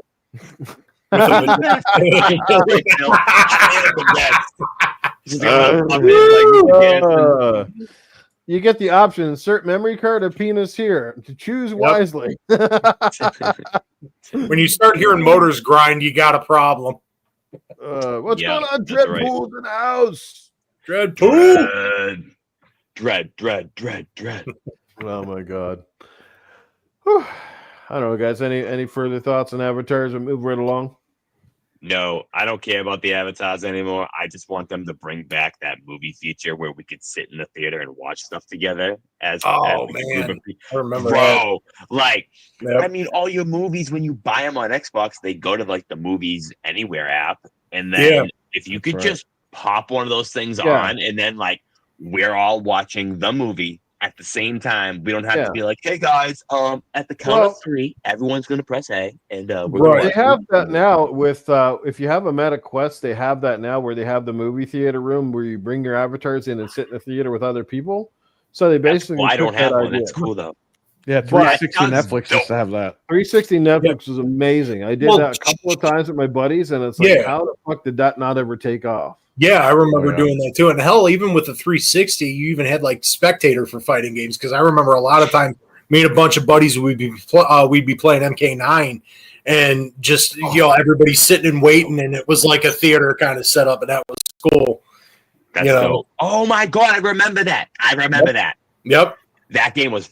Oh my God, the last one was tag team, an actual tag team, not you just like. Oh, okay, yeah, with the cameo like an MK1, but it was I believe it was probably X, F the cameos, bro. This was like straight up tagging, dude. Like, oh man, so good. So speaking of meta, just got a quick question before I lose my train of thought here. Who does have one of the meta quests here in this panel? Anybody? I do not, but I looked it up after you said something about. Perry is actually shaking his head. You do not have one, Perry? No, I had the Oculus Go back in the day. Okay. I used it twice, and then I was going to reset it to sell it. So I went to the settings. I went to reset this, machine or whatever, and it bricked it. Okay. So I contacted Facebook, and they're like, "Yeah, no, we can't do nothing about it. Sorry." And I'm like, "Well, I ain't buying this shit ever again." That's bad. I took the headset apart and I snapped every piece in it. I was like, I'm not throwing this out. And someone's going to like fix it or whatever. Fuck that. Well, if anybody's going to buy one in this panel, I suspect it would be you, Perry. And I definitely think you should get one because you and me hanging out in VR would be fucking awesome. I think it's more enticing now, but I hope they fix their problems because that was a really I had no issues with impression. the MetaQuest 2 I thought was awesome. Oculus Quest 2 at the time, which I still like the name better, Oculus. But yeah, this MetaQuest, I get the MetaQuest 3S for Christmas. 3S is cheaper. I see. Yeah, so the MetaQuest, for those who aren't really into this VR scene, just in case you're wondering, so the 3 is the high-end version. Okay, so the three uses what they call pancake lenses, which give you a better field of view and it makes the games clearer and sharper. But as far as the tech, everything else is identical in the 3S. It's I think the weight is nearly the same, but they kept the old what they call the Fresnel lenses from the MetaQuest 2. So they only have 3 adjustment points. So you move them back and forth to find the optimal vision point or whatever.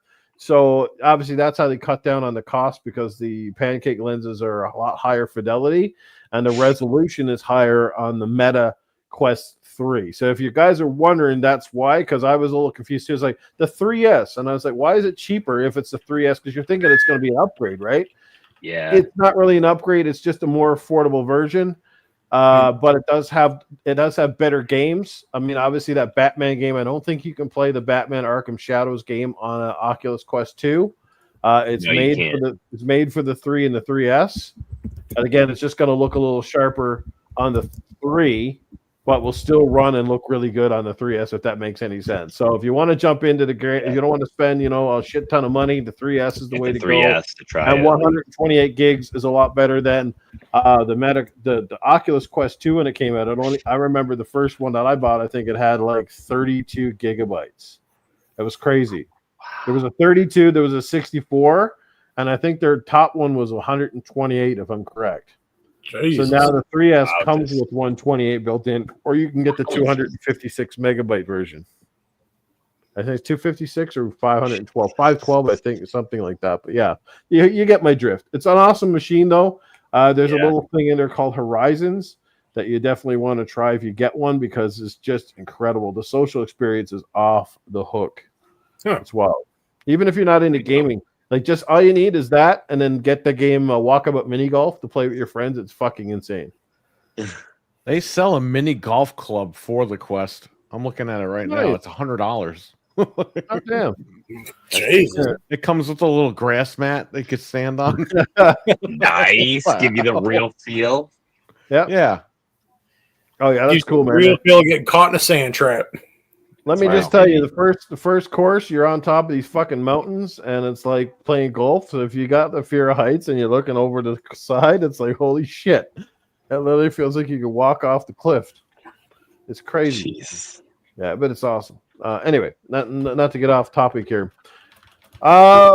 Let's move right along, I guess, to the last one, and it's topic of the evening. We'll kind of focus, unless you guys have anything else to bring up related to the avatars or anything else. So again, for those who don't know, the Avatar store is shutting down. That's on the current version of the Xbox. So on the Series consoles, the Xbox One, that Avatar thing is shutting down. So, yeah. It was fun while it lasted, but again, it was never utilized, and there we have it. That is the result of something that just kind of was an afterthought and didn't truly get utilized. Asking Arnold Maids VR is is it cheating if it's on the Quest? What's cheating? Porn. Hey, I've checked that out on the MetaQuest 2, and that shit's freaky too. Oh my god. Boobies. Yeah, I'll stream a live session for you and let you know how it goes in a review. Ever been in Pervert's Row at the strip club? Well, that's VR, man. Like, you're right up in there. Yeah, all up in it. Oh, but anyway. On the wrong page, baby. You can imagine your old lady walking in on you, just like got the headset on, you're just sweating one out in there. Dude, my buddy. What kind of fucking game are you playing? Huh? My buddy had an interactive one at a Quest, and he tried it out, and he's like, yo, it's pretty dope. Like, I'm not gonna lie. He's like, it was a pretty cool experience. He's like, but I had this absolute fear in the back of my head. He's like, I'm in my apartment. He's like, I've lost sense of everything around me, dude. Right. I could take my MetaQuest off. There could be my brother watching me go at myself for about the last 10 minutes. And I have no idea. Or it's my grandmother. And you know what I mean? Like, it's like. That's the good news with the MetaQuest 3. It has a pass-through, so you don't even have to take the headset off. You press the button, and you can see all your surroundings. Okay, dude, it's like a fucking Power Rangers helmet at that point. At that point, you don't even have to take the headset off to witness all of the embarrassment. You just click a button, and then click it. I'm going back in if you want to see. Everyone's watching you. You're like, I'm just going to act like you don't even know. I can see them, but I'm going to act like I don't see them. Yeah.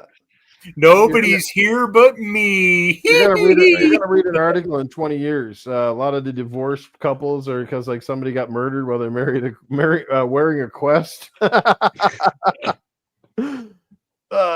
Just got doused while I was wearing the Quest. All right. Arnold's Maids VR for Quest 3 only. Oh, that's great. Oh man! Black Friday is coming up, guys. This is the final week down the stretch. There's been deals ever since last week. There's some great ones right now. Speaking of VR, the PSVR 2 is on sale for nearly half price. If you haven't jumped on that motherfucker and you've always been kind of thinking, yeah, maybe I will when there's a sale, there's no better time like the present, and especially with PlayStation 5s being marked down as well. They're on sale, at least up here in Canada. I assume it's in the States as well. I think it's like $100 off. So you can get like a PS4 digital here in Canada.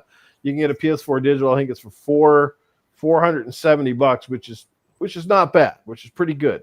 Now is the time to jump in. Xbox had a $60 sale in the Series X last week. This week, I think they got $60 off the Series S on the 512 megabyte version. So those are a couple of hardware deals. What have you guys been seeing out there? What have you taken advantage of so far? I got stuff. Let's go with Perry first, baby. Perry's probably got a big list of shit. He's probably already well in. Oh, look at that.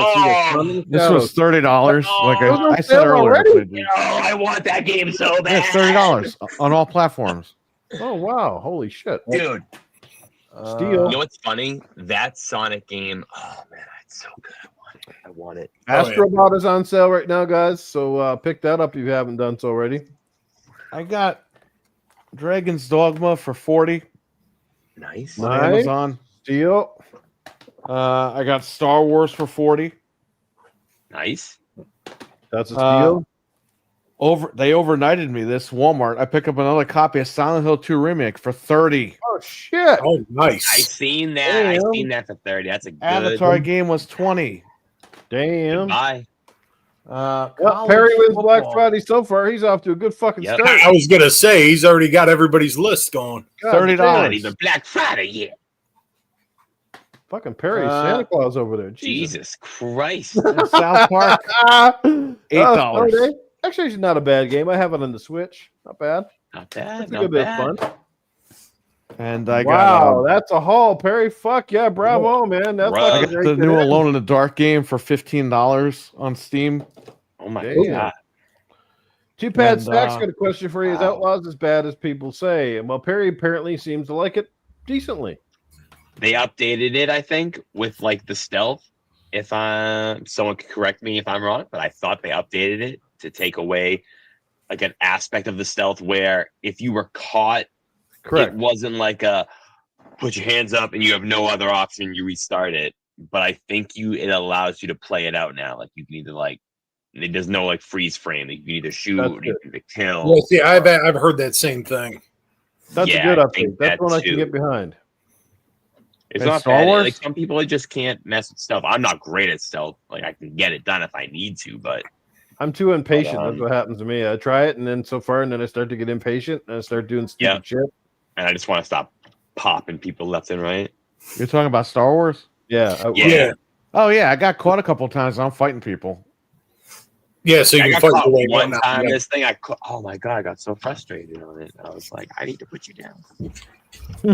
Well, here's the best thing. A lot of people don't know this. So these games I got for cheap, but if they drop lower in price, as long as you're in the holiday return period, Yeah. You can price adjust depending on where you buy your games. Oh, and that's always good. That's and you can actually do that anytime, not even during the holidays. If you buy a game within the return period, it drops. Like that happened with Duke Nukem Forever. I bought it at full price at Kmart. Thing sunk like a rock in less than a week. I went to Kmart. They gave me like $40 back. Nice. Damn. But you had to know like the rules of how to like use the receipts and stuff like that. But yeah, that's crazy. You can always price adjust. So everybody in the chat, that's how you save some money, and it's legit. All the stores do that. That's and a lot of stores don't want you returning the item. They'll just adjust you to keep it. Yep. Gotcha. And for those who don't know, a lot of retail outlets as well, if you bought something prior to, say, Black Friday sales, within a period, it's usually a week or two, and you bought something and you paid kind of full price, and now it's on sale, a lot of times you bring it back into the store with your receipt, at least the receipt, they'll put it through and refund you the difference. So don't think that you're fucking screwed like, oh my God, I just paid fucking full price for that console. I don't know if you guys heard about what the Canadian government's supposed to do for like 2 months up here starting December, but apparently our stupid ass liberal government is just going to axe the tax on game consoles up here for like 2 months. Oh no shit! Yeah, it's pretty dope. Yeah, they're trying to come up with an incentive for people up here because people with inflation and people are crying about the high price of everything. So it's like kids' toys, consoles, clothes, diapers, fast food, takeout, and a whole bunch of other shit for a couple of months. Essential you need for Christmas and shit. But trust me, it's very short term. Yeah, they're also getting ready to tax on beer and wine. But here's the funny part: come in April, the tax goes up on beer and wine. So they're going to give you a couple of months to get absolutely liquored up and shit faced, and then they're going to spring. Yeah, trust me, our government's stupid. Yeah. Well, I'll just go there for the no tax on booze. Well, then come back over the border, come up in fucking Canada because your money is worth more than our fucking money is. So you have to come up here and buy a lot more shit with your money, and then save the tax up here too, and then go back. Yep. Legit. Avatar is like Far Cry with blue cat people. Yeah. He was asking you if anybody here had it and played it, and you were just telling us about that the other day, Perry, about Avatar. Yeah, I don't think it's a game for me. I might have to send that one back. Perry's not digging it. He's not digging the blue cat people. Too much walking, too much talking, and not enough shooting and looting. Well, there's the opening cutscene, right? Yeah. The Avatar people. I have never seen the movies. Okay, so I'm playing the game, and Dreadful was in the chat while I was streaming it, and this guy comes in and goes, "All right, everyone's got to get out of here," and he's got like a gun pointed at them, the Avatar people. And the lady Avatar lady, I don't even know what the hell to call him. The blue Avatar lady starts singing and dancing, and the guys like kill the bitch, and they kill her, and they're like, "Oh my God, how could you kill her?" And I'm like, "What is this?" It's Avatar. And I'm like, "Dreadful, I'm never gonna watch this shit in my life." And he goes, "This is nothing like the movies. Don't pay attention to the game." Oh my God, that's too much. And I'm like, I don't even know, man. I put like 45 minutes in. It's just not for me. The game gets good reviews, man. So, but next time you got a gun pointed at you, remember, just start singing and dancing and prance around. All right, so moving over to Proto. Have you been able to score anything early for Black Friday, or you got anything that you're eyeballing coming up on the weekend? It's Sonic Generations for sure, and I just seen it go up. I don't know if it's going to be on a Black Friday deal, but I just saw they're doing the Atari 7800 Plus, and that's really got my eye. And I think right now out the gate, it's pre-ordering it's just $130, and the package is nice. It's an HDMI Atari 7800 that plays the original cartridges, and then it comes with a new game. So. And I know that's going up around the time of Black Friday, I think. I know the pre-orders, they said it starts shipping around Black Friday or whatever. But I hopefully it goes on sale or something to get it even cheaper. But $130 for that kind of stuff is pretty cool. That's what I got my eye on. I got the 2600 Plus last year. It was awesome. Oh, man. Nope. Cool. What about yourself, Pro or Hot? You got anything that you're eyeballing? Obviously, you look like you're hot for that Sonic game. Yes. I got a couple things. Unfortunately, not all of them on my little list here made it into a Black Friday sale. But Sonic and Shadows Generations, dude, I own like majority of the ones that are offered on Xbox. I personally like to buy my Sonic games on Xbox. Maybe it's just me that feels like home from my Sonic games. So I'm kind of annoyed, dude. On Xbox, it's full price, but I go over to PlayStation and the Sonic game is 25% off, and I'm like, God damn you! I want to buy you so bad, but I want to buy you on my Xbox, and I can't. I've noticed that the Xbox digital sales are a little bit more than the PlayStation sales. Yeah. Like Mortal Kombat 1's 20 on PlayStation, but it's 25 on Xbox. And I was like, why? There's like there's small differences. It's a little weird. The second game I was thinking about getting, but I keep holding off because it's not a sale or anything, and it's time consuming. Dragon Age, the Veil Guard. Regardless of like how people think or whatever the story is, the combat sounds like it's amazing. So I literally just want to play it for the combat. But I think I'm gonna have to wait on that because it's time consuming. Unfortunately, this game was not on sale. This next one, the Karate Kid Street Rumble. I don't know about you guys, but I'm a big fan of like the beat 'em ups, like the TMNTs, the Street Rage. Absolutely. Like this game looks so dope. It's only 40, but I was hoping that I would at least drop to 30 or maybe a little below, because I'm a sucker for beat 'em ups. Hell yeah! No, there's a beat 'em up. Helldivers Have is you found on that sale. one? What's up? Have you seen the new? There's a new G.I. Joe. G.I. Joe one, yeah. What Cybergunner's talking about? Yeah, it looks I've awesome. seen it. That one's on my radar. It looks fucking killer. No, now I know what you're talking about. Mr. Boomstick, I think, bought it and posted a picture, and I'm like, what? I'm like, wonder what? Oh, it doesn't have online co-op though. It has local co-op. Dude, it's like that's the one feature they need. Like I mean, granted, the Lego Horizon game did have online co-op. I didn't play it online co-op, but no. Back to the list. Helldivers is on sale, and I was really close to buying that. You need to. I'm actually the one thing I did buy wasn't even on sale. And I ended up buying because I game share on Xbox, so I can play on anything on there.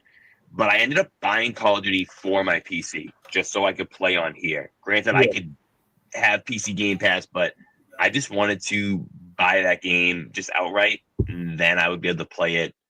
I'm not paying for online because I'm playing it on PC, and I haven't even taken advantage of anything for Black Friday. I've spent my money on normal games that cost the same price as they did when they came out. So unfortunately, I have not done what Perry has done. We all need to hang out and play one of those beat 'em ups some night, like the 4-player. We should do Shredder's Revenge. I have it. Let me know. December 10th. Yep. The new Power Rangers beat 'em up game comes out. I don't know if it's online, but let me tell you, it is online. It's live online. It's gonna be one hell of a night. He got right up in the screen on that one. That was serious. I fucking love that shit. Nice. I man. don't get it either, Ice Man. It's here we are, 2024, and no online. And we saw how like that was a killer blow for that Battletoads game that came out when it. Everybody was crossing their fingers for that, and then the guys go, "No, we didn't put it in." And you're kind of like, "You didn't put it in," but yet Streets of Rage 4 had it, and the Turtles game got it. And it's like, and there's a few other games that got it, but you guys didn't. It's like, come on. Yeah, that's it. Yeah, I think that was the kick in the nuts for Battletoads because I really enjoyed Battletoads. Like some people bagged on it, I loved it. I'm sorry, but those beat 'em ups are great on their own. I get it, but they're wicked with your friends. That's the whole thing. Like they're just those shits and giggles games that when you're playing with your friends, that feels like you're on the arcade, and you're all together and you're just kicking ass and competing for scores and Well, that's the way they're meant to be played. Well, because it's funny because you mentioned Shredder's Revenge, and I didn't play it online, but I had a buddy of mine up here. Day I got it, and we rocked through. I want to say up until like the last level before we started passing out on the couch, on the separate couches playing the game because it was so late. We're like, oh fuck, you know what? Hey man, we're done for the night. But you're right, man. It's like that's like that old school arcade experience, and that's just so much fucking fun. Oh, yeah. Absolutely, yeah. They need a 4-player Double Dragon now, and then you're ready to roll. Oh yeah. Yeah, and then give us separate skins from the different games, and even throw in as like a joke skin, like from the old fucking 90s cartoon for Double Dragon. That'd be hilarious. They should do a fucking Expendables side-scrolling beat 'em up. That'd be awesome. Where you could do Stallone and Arnold and in the movies, and then fucking have the one-liners in there and shit. That'd be awesome. They had like an Expendables 2 top-down game on PS3. It was horrible. Like it was a PSN game. I remember that. Yeah. Yeah, but they Ran need at like 10 frames a second. Can you imagine Chuck Norris comes in? He's like a special character or something, and then you just call on him when you need to wipe out the whole fucking. I was going to say it's going to be a one-shot special, and that's it. You know, he's like doing Hurricane's kick, and he wipes out the whole fucking screen. Dude, if you had he does a push up, and then all of a sudden you get an earthquake. It would be like the like if you wanted to set the game on the easiest difficulty, you would play him. Basically, it's like the Donkey Kong game. Oh God, yeah. Free Tropic Freeze or whatever. You got the guy. It's like he beat the game. Doesn't die. It's like beat the game on hard difficulty, and then you get fucking Chuck Norris God mode, and he comes in, he just one punches the whole fucking works. So everybody's just dropping. It doesn't even scroll. It shows up. He punches one guy, and then you see the guy fly across every fucking stage, just killing everything. Right up to the last boss. You just see his body flying. The whole game that takes you 2 hours to beat takes you like 10 seconds with Chuck Norris. Yep. Done. You want to see a speed run? Ooh, Gunter in the chat here with we need a Halo beat 'em up game. I'd be down for that. Yeah, I would be even more down. And I know it was like an April Fool's gag a few years ago, but they were going to do. I think they branded it Lego Halo, but it looked more like the whole Mega Block set because I was a sucker for anything Lego and shit and building models. And when Mega Bloks did the whole Halo franchise, I got shit tons of the stuff. And that would make for a perfect game. But yeah, you could do a beat 'em up style or something like that. That'd be fucking rad as hell. Speaking of, because I think that was on sale recently. Did anybody buy that? I think it's the Mega Bloks Xbox 360 console. I haven't yet. I want to. I want that. Still, I don't buy that shit, but I want that. That's so fucking cool. I was going to say, Harry starts reaching over. I was thinking to myself, if he's going to reach over, he's going to bring one out. No way. I would have fucking died. That'd be hilarious. It's funny you mentioned that. I got it right here. You know, I think I don't know if it was Best Buy or Target. I think they thought that was really a console because they put a spider wrap on the box. I was like, bro, it's freaking like Lego they do that. They actually do that for like a lot of those building block sets now. Like a lot, you go into like a Target or whatever, and all of the bigger expensive because that shit's expensive, man. It's no joke. People are stealing Legos. I know it's fucking ridiculous. But yeah, like the bigger Lego sets, they put the fucking little spider wrap on it. Wow.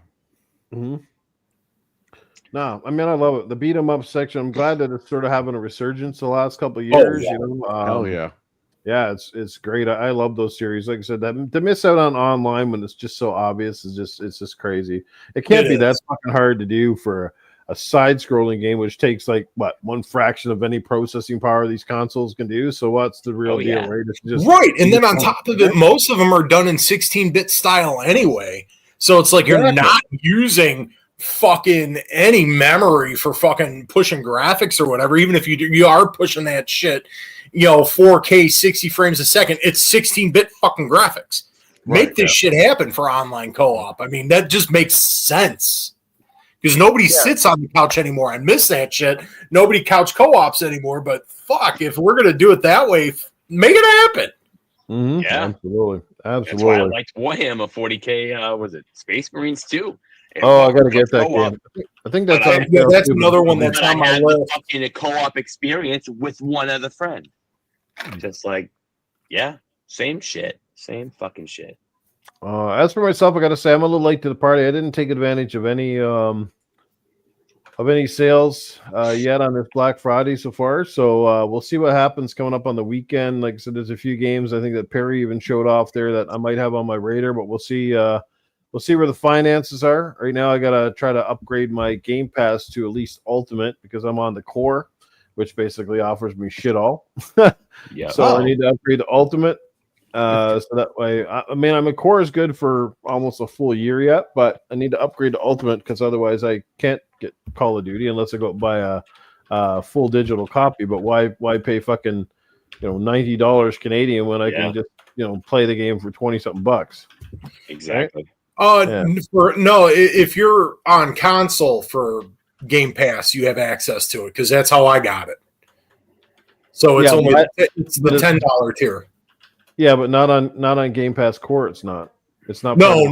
You have to. It has to be the console tier. But it's like because what is it? I don't even know what the difference between console and Core is. Is Core cheaper?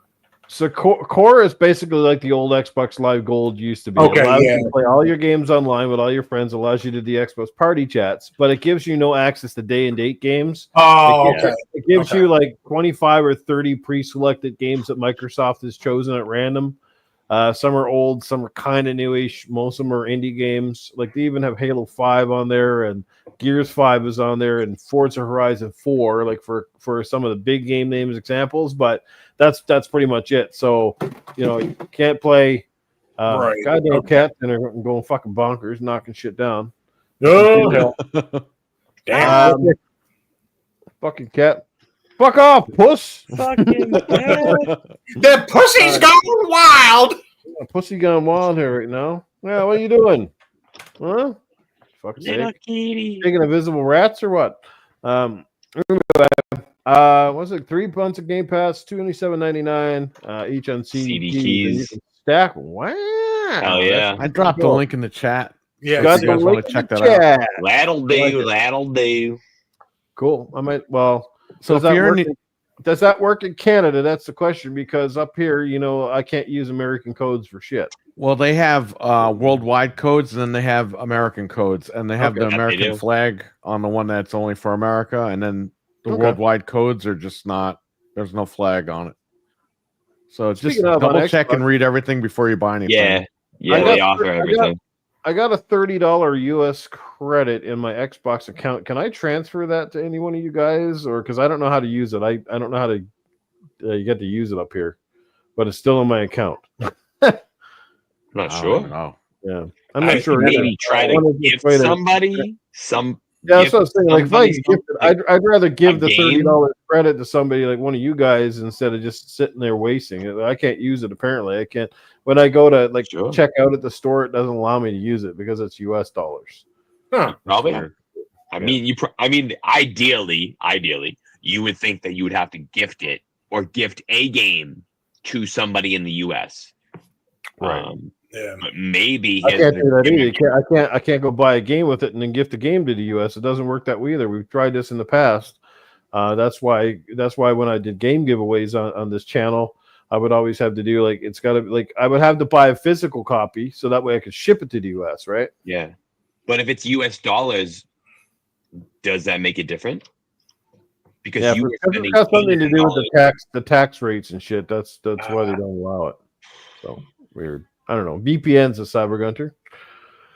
I definitely want to get the Space Marines too. I might see if that's what price that's going for next week and see if I can pick it up or something else. I'll probably play a little bit of a light year. I've blown my wad on a shit ton of stuff so far. So yeah, I feel that same. I've been spending.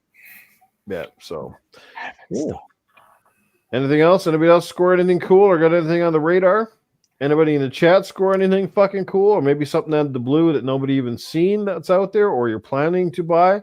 Because every store, I mean, some of it's generic, some of it's like across the board. I think some of these specials are obviously they're brought down by Nintendo or Sony or Xbox, because it doesn't matter which store you go to, they all run in the same price, like $60 off or $100 off. But sometimes like various games go store to store. Depends on what they want to put on sale. Maybe it depends on how many copies they have of a certain game that are still left around. And that's the beauty of physical too, right? Because of physical, they have to make room in their cabinet space for newer games to come in and ship some out. So if a game didn't sell quite well, perhaps something like Star Wars Outlaws, you might prone to see maybe a copy. And in a lot of cases, what I still find is the physical stuff is cheaper in store than the digital shit is online most often. Oh yeah, for sure. Shelf space. I think that's a serious pinpoint there. Shelf space, especially in like Walmart, because once they move shit out of the lock cabinet onto the side, a lot of that stuff goes super cheap too. Yeah. But you said that Silent Hill was going for a period like $30 US. $30 on Walmart Plus, which I got Walmart Plus for a year for $20. So, oh shit, nice! You couldn't beat that deal. And I ordered right before I went live from Walmart. Gran Turismo 7, PlayStation 5, $20. $20. Yep, seen that. I seen that. I'll check it out.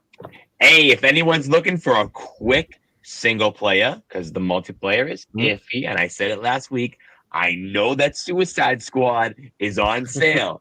I know it gets a bad rap, but hey, if it's under $10, fuck it. You better grab it, baby. And what are you saying? $8. It's called Suicide Squad, but it's not so bad that you need to hang yourself. So there you go. No. The Chain of Pain has not got any use yet. We're good. But if you're looking for a quick, and it's funny, it's a quirky game. You're gonna laugh a little bit. If you like DC, fucking under $10, you can't go wrong. Not for $10, man. I think that's where a lot of us, and that's the beauty of this game industry. Like, if you're not prepared to spend money on a game at some point, they do go down.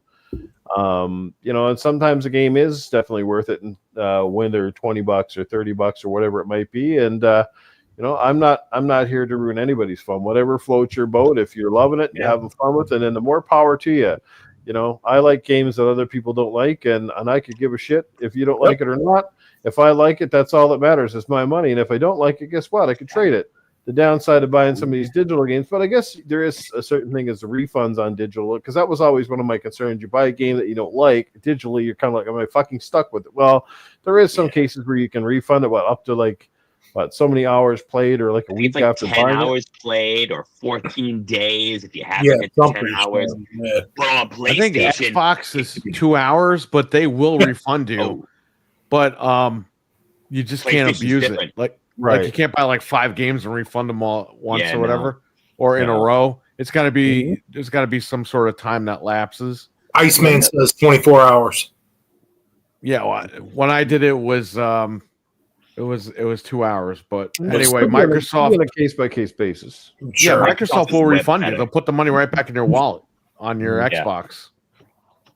Cool. PlayStation will as soon as you download that game in PlayStation, they're like, that's it. It's thank over. You for the money, because you ain't never seeing it again.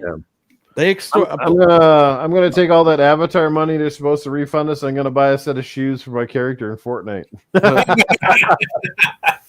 Yeah, PlayStation gonna have a base character with nasty shoes.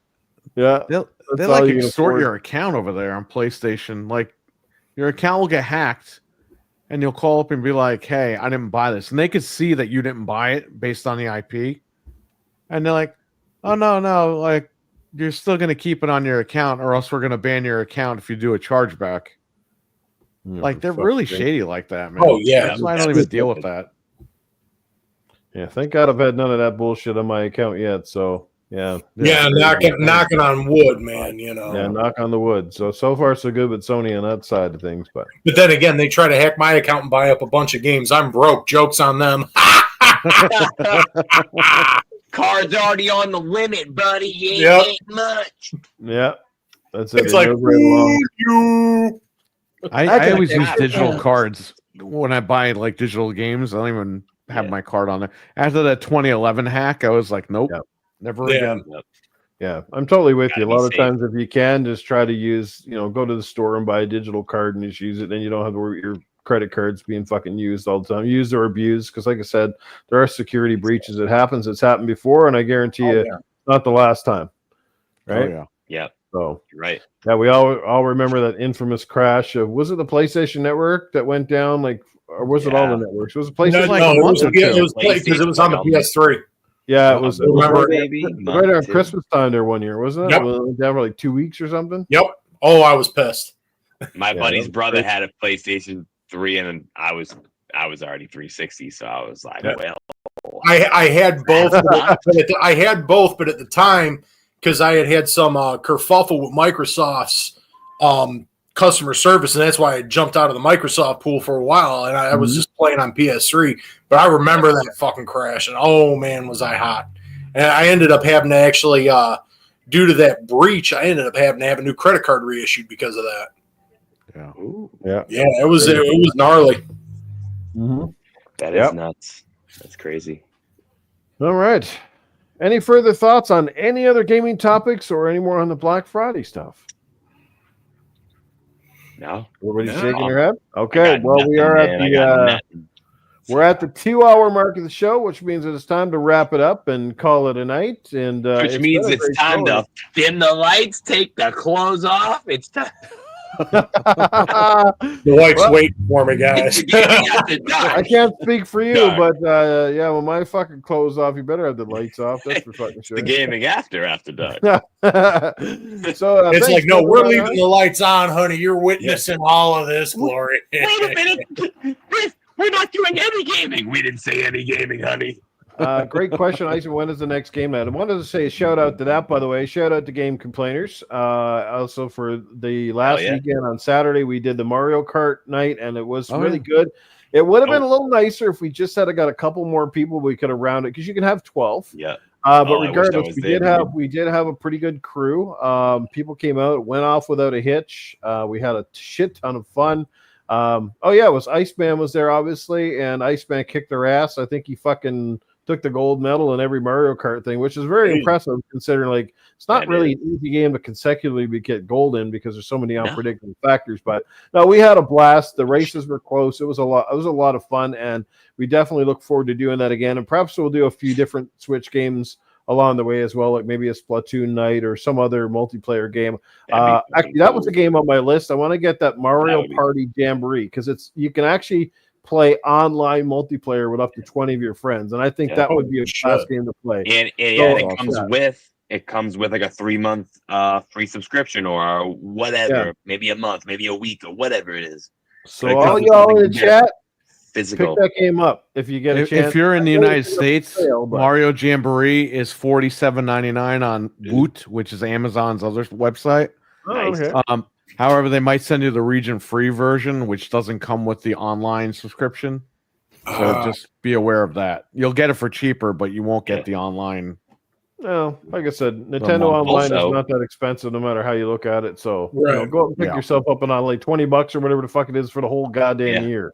I was going to say, it's not a Black Friday deal, but Nintendo does do this on the eShop. You can buy a voucher for $100, and if that game is on the voucher list, you can scoop 2 games that are usually $60 for basically $50 a piece. I'm not sure if Jamboree's on there, but if that deal tickles your fancy and you like to have some digital games on your Switch, I've indulged in that just to save myself a little bit of money.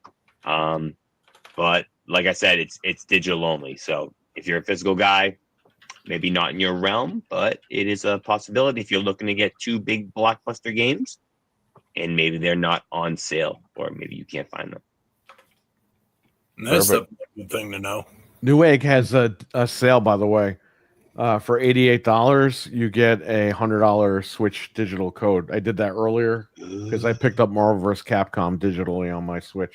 Nice. Oh, dude, so fun on the Switch. It's just got it and go, baby. Well, I got the physicals of that too. So here's this one. Oh, isn't baby. Isn't also on the Switch? Isn't that that other Marvel game that co-op beat 'em up style game? Isn't Marvel Alliance? Yeah, isn't that online co-op as well? That is, I'm pretty sure that's online co-op. Marvel Alliance 3. I think it is. Yeah, that one I have. That's a blast. That's a great game. That would be cool to pick up and play with your friends on Switch tonight. That's four-player co-op. That's awesome. Yeah, that'd be dope. Yeah, I got to pick that up again because I had it when my first Switch, but then I sold it. So Smash Bros is a game too. I think you can have Smash Bros. Yeah, maybe eight, maybe 6, something like that. For those of you who didn't know, we chatted because we went. Perry set up a Discord for it, which worked out pretty good. Once you figure out how to get into the Discord, easy peasy, and then you can just chat off to the side. That's how we did it. It was fucking fantastic. I'll have to get into that one. I'll have to get into that. Yeah, I mean, otherwise, like I said, we could start an Xbox Live party too and do it that way, which would probably be just as easy. He did as well because he's streaming, so the Discord works out really good if you're streaming the game. No, it turned out really good. Yep.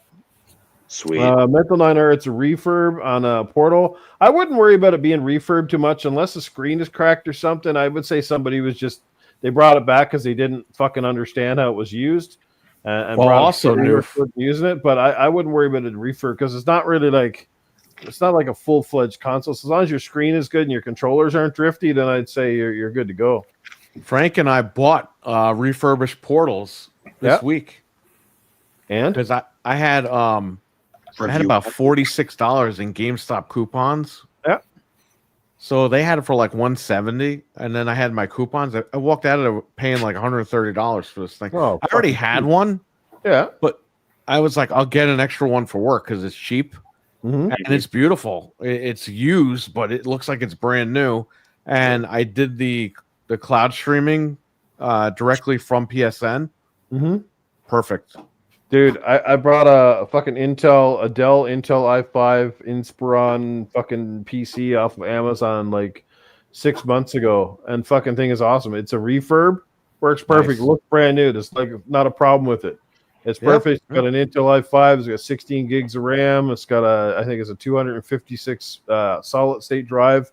Like for $100 and something bucks Canadian. It's even got a disk drive still in it. A lot of computers don't even come with a disk drive anymore. I was like, yeah, fucking steal. A lot of times they'll take like their older models that they couldn't sell and they'll put it as refurb just to get it out. Yep. Well, that's like a brand new computer. And that's how my son and I got our laptops and shit. And that's because they just wouldn't sell, and it's just like, oh well, refurb. Well, I don't give a fuck. I mean, I only use a laptop for very minimal shit. Like this is the major thing I use it for. But it's like this thing's still kicking. And I bought it 2 years ago, and it was a quote unquote refurb. So. Yeah, I bought a PS5 Slim about a month ago just to see what from Amazon. It was refurbished just to see like what they would send me. It was brand new. It still had the tape over the ports and everything. Yep. Everything was new. Yeah, my first PS5 was a refurb. I didn't get a PS5 at launch, and you guys all know how hard they were to fucking find. Oh, fuck yeah. When I finally got one, I walked into my GameStop store. And I was looking for one, and the guy said, no, we don't have any new ones. He goes, but you know what the oddest thing is? He goes, we just had a PS5 come back in. It's a refurb. It come in from the company or something like that. And I was like, okay, really? And like I got a good fucking deal on it. I saved money up front, and it worked fucking perfect. It didn't have a scratch on it. The controller looked like it was never used. Like it was awesome shape, and it worked fucking perfect. I was like, scored. Like, and I saved a shit ton of money on a console that you couldn't find anywhere. I was like, it was just Johnny on the spot that day, and I was like, I had no issues with it, so I would do it again in a heartbeat. Yeah, that's dope. Good. I mean, if you're really worried about it, then buy like a fucking like a warranty or something on it, and then that way, if it fucking gets the bed on you within like 6 or 7 months, you can fucking take it back or whatever the hell the policy is, right? Yeah, and fuck it, right? That's what they're there for. That's what they try and upcharge you for anyway. May as well make use of it if you're concerned about it being refurbed.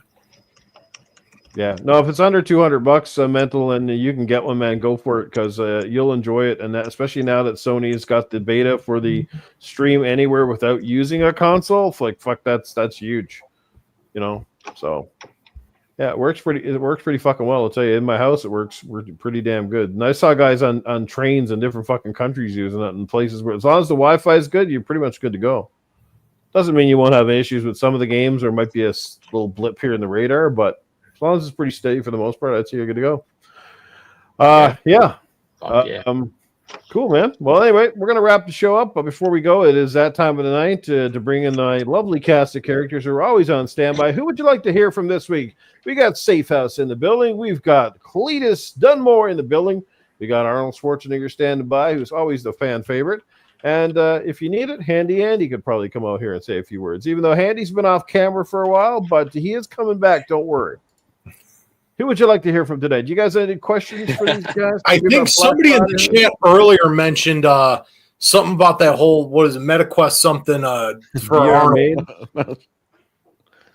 We want to handle the VR made. I've already got the real deal. I don't need to simulate it. I just go to masturbate it. This is what I'm going to do. No, I don't need any games. I don't want to play around with anything. I want something real, something I could smell, something I could touch. Then maybe one of these days when VR really has, like, it comes with the bottom half, you know, and it feels squishy and I can touch it and I can smell it. You know, if there's a stink of fish, I know it's my dish. That's what I'm going to do, so bring it on. Do you ever prank call anybody as Arnold?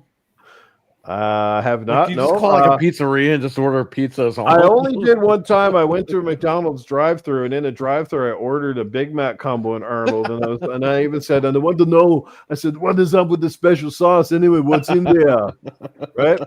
And I ordered one time. It was funny. I went out with my buddies, and we sat in a restaurant, and I actually ordered my meal from the waitress in Arnold, and she kind of laughed. And I said, no, I'm actually his cousin or something like that, right? And she laughed and she went away. And we're sitting there. She brought out all the fucking meals, and everybody's eating, and everybody's looking at me going, like, Noof, like, where's your fucking meal, man? Like, you're going to get. And I asked the lady, I said, where the hell's my meal, right? And she goes, oh, you were being serious? Oh, holy fuck. I was fucking pulling her leg that I wanted something to eat. So, all right, we got a couple more questions here. I know because you have Arnold on.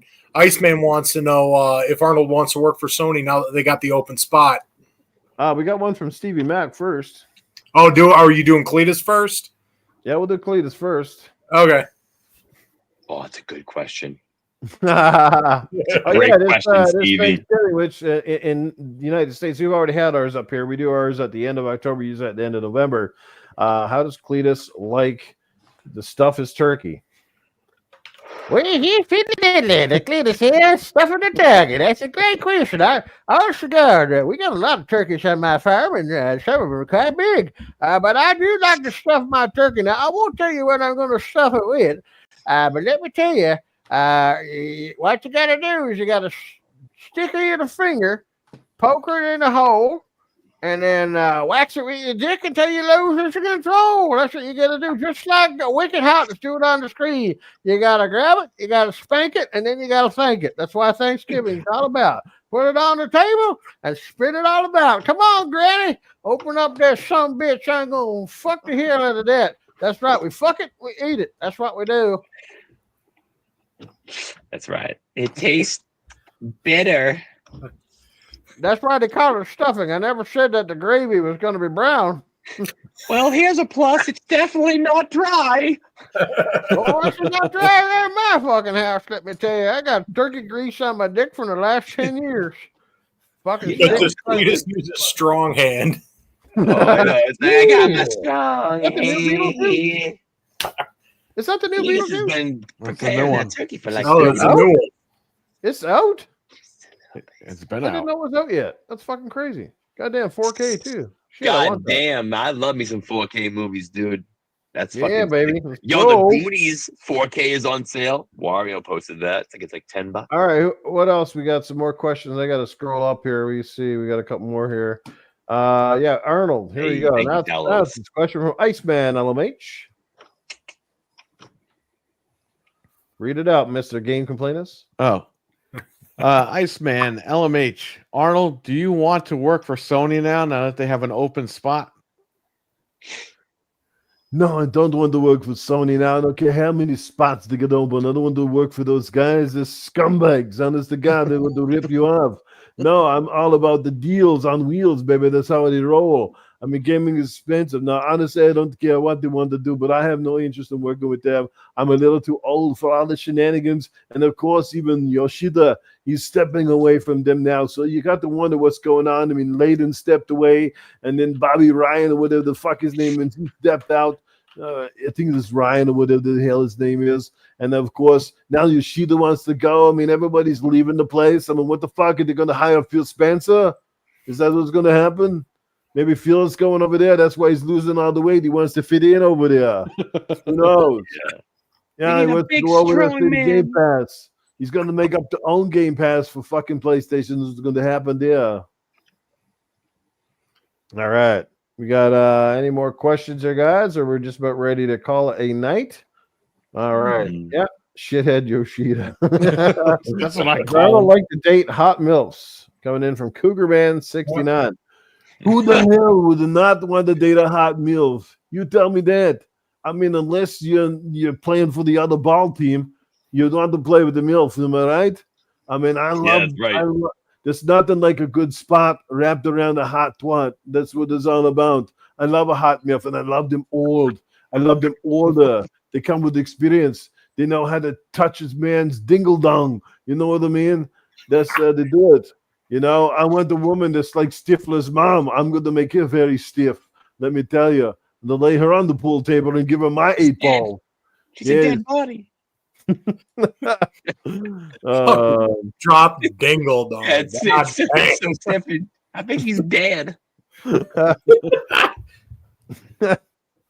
we go. Oh my God. One more question here. We got another one from Iceman. Everybody likes the maid questions with Arnold, don't they? Yeah, I think so. I think you're onto something. It's a go ahead, Mr. Game Complainerz. Hey, Arnold, is your maid an Xbox now?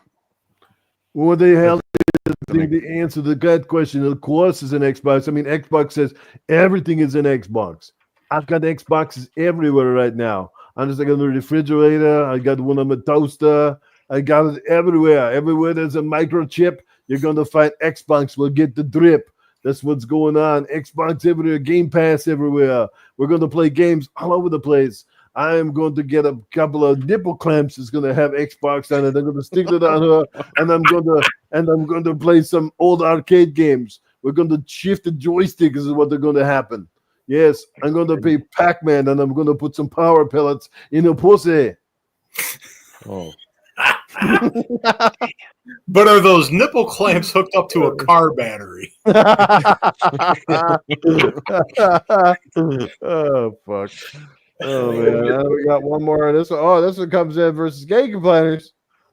Does Cletus like mental 9 hours bald refurbished head? He's feeling in there, yeah. You know what? The best thing about mental 9 hours bald refurbished head is it often reminds me of that turkey I was talking about stuffing. Yeah, you know, when you put a little grease on it, it starts to glisten in the sun. Absolutely. Oh, I tell you, nothing gets a hillbilly turned on like a guy with 2 teeth and a nice shiny head. You know what I'm saying? I mean, it'd be better if she's female, but I know prejudice because I like my men and my women turned back over. I can't see nothing. When the lights is out and you're facing the floor, all I can feel is the grass around your ass. That's all I know. And I'm putting stuff right where I feel. Absolutely. Grass around the ass, and let's pump it, man. Let's go. Oh my goodness. Oh shit. Sorry, mental. I love it. I had to ask. fucking love Cletus. Anthony showed up at the right time. Yep. There you go. Oh, well, it's been a fantastic night. Great answers as well from our wild cast of characters. Guys, this is another awesome show. It flew by. I can't believe it's just out of here. We're already well over time. So let's get out of here. Let's start with Proto Foxy. Where can people catch up with you, man, by the way, when they're not seeing you on the podcast? At least come and say hello to you, wherever you might be. You're going to find me on YouTube. You're going to find me on Twitter, X, whatever the fuck it's called this week. You're going to get me on PSN as Happy Emo Puncher. You get me on Xbox as Proto Foxy, and you'll get me on Steam as Wicked D Lance. So that's where I'm at most of the damn time. You're going to probably find me on either Xbox or PlayStation, though. I'm definitely the light on. The battery's light, dude. Strobe light. You got to put a strobe warning on there for seizures.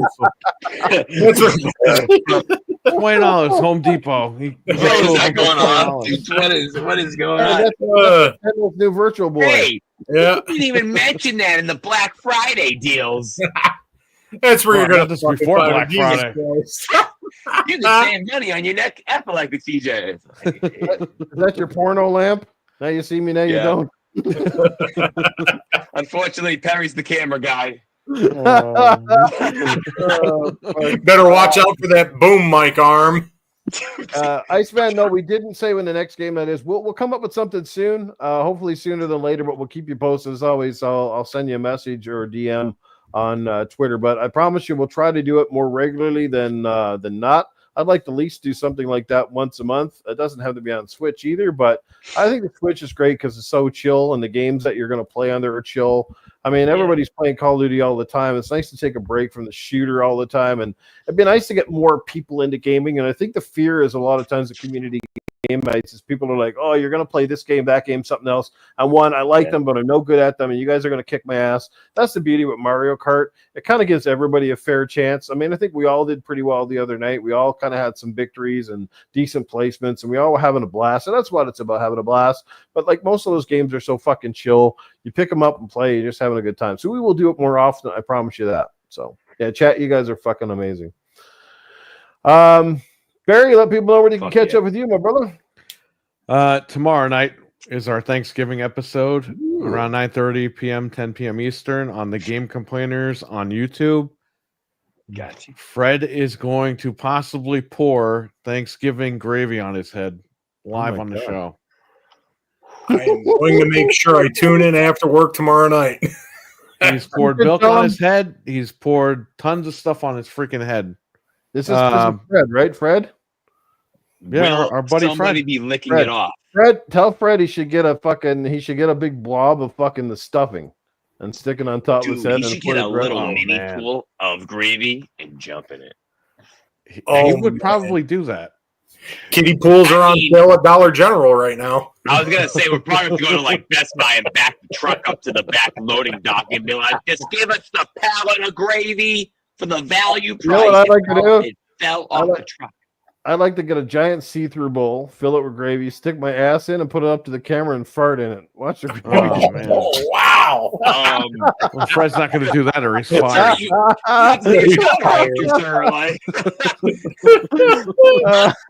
I mean, at the end of the day, all you did was put gravy on your butt cheeks, but could you imagine the camera when the fart goes off and you see the gravy like spluttering? Yeah, is it like slow-mo?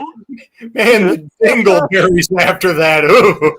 Excuse me, Noof, did you bring your science project to school? Yeah, it's right here. Come right. You forget to toss the gravy out, you leave it on the counter, and your fucking mom comes down, she starts talking like, oh, putting this on the turkey now.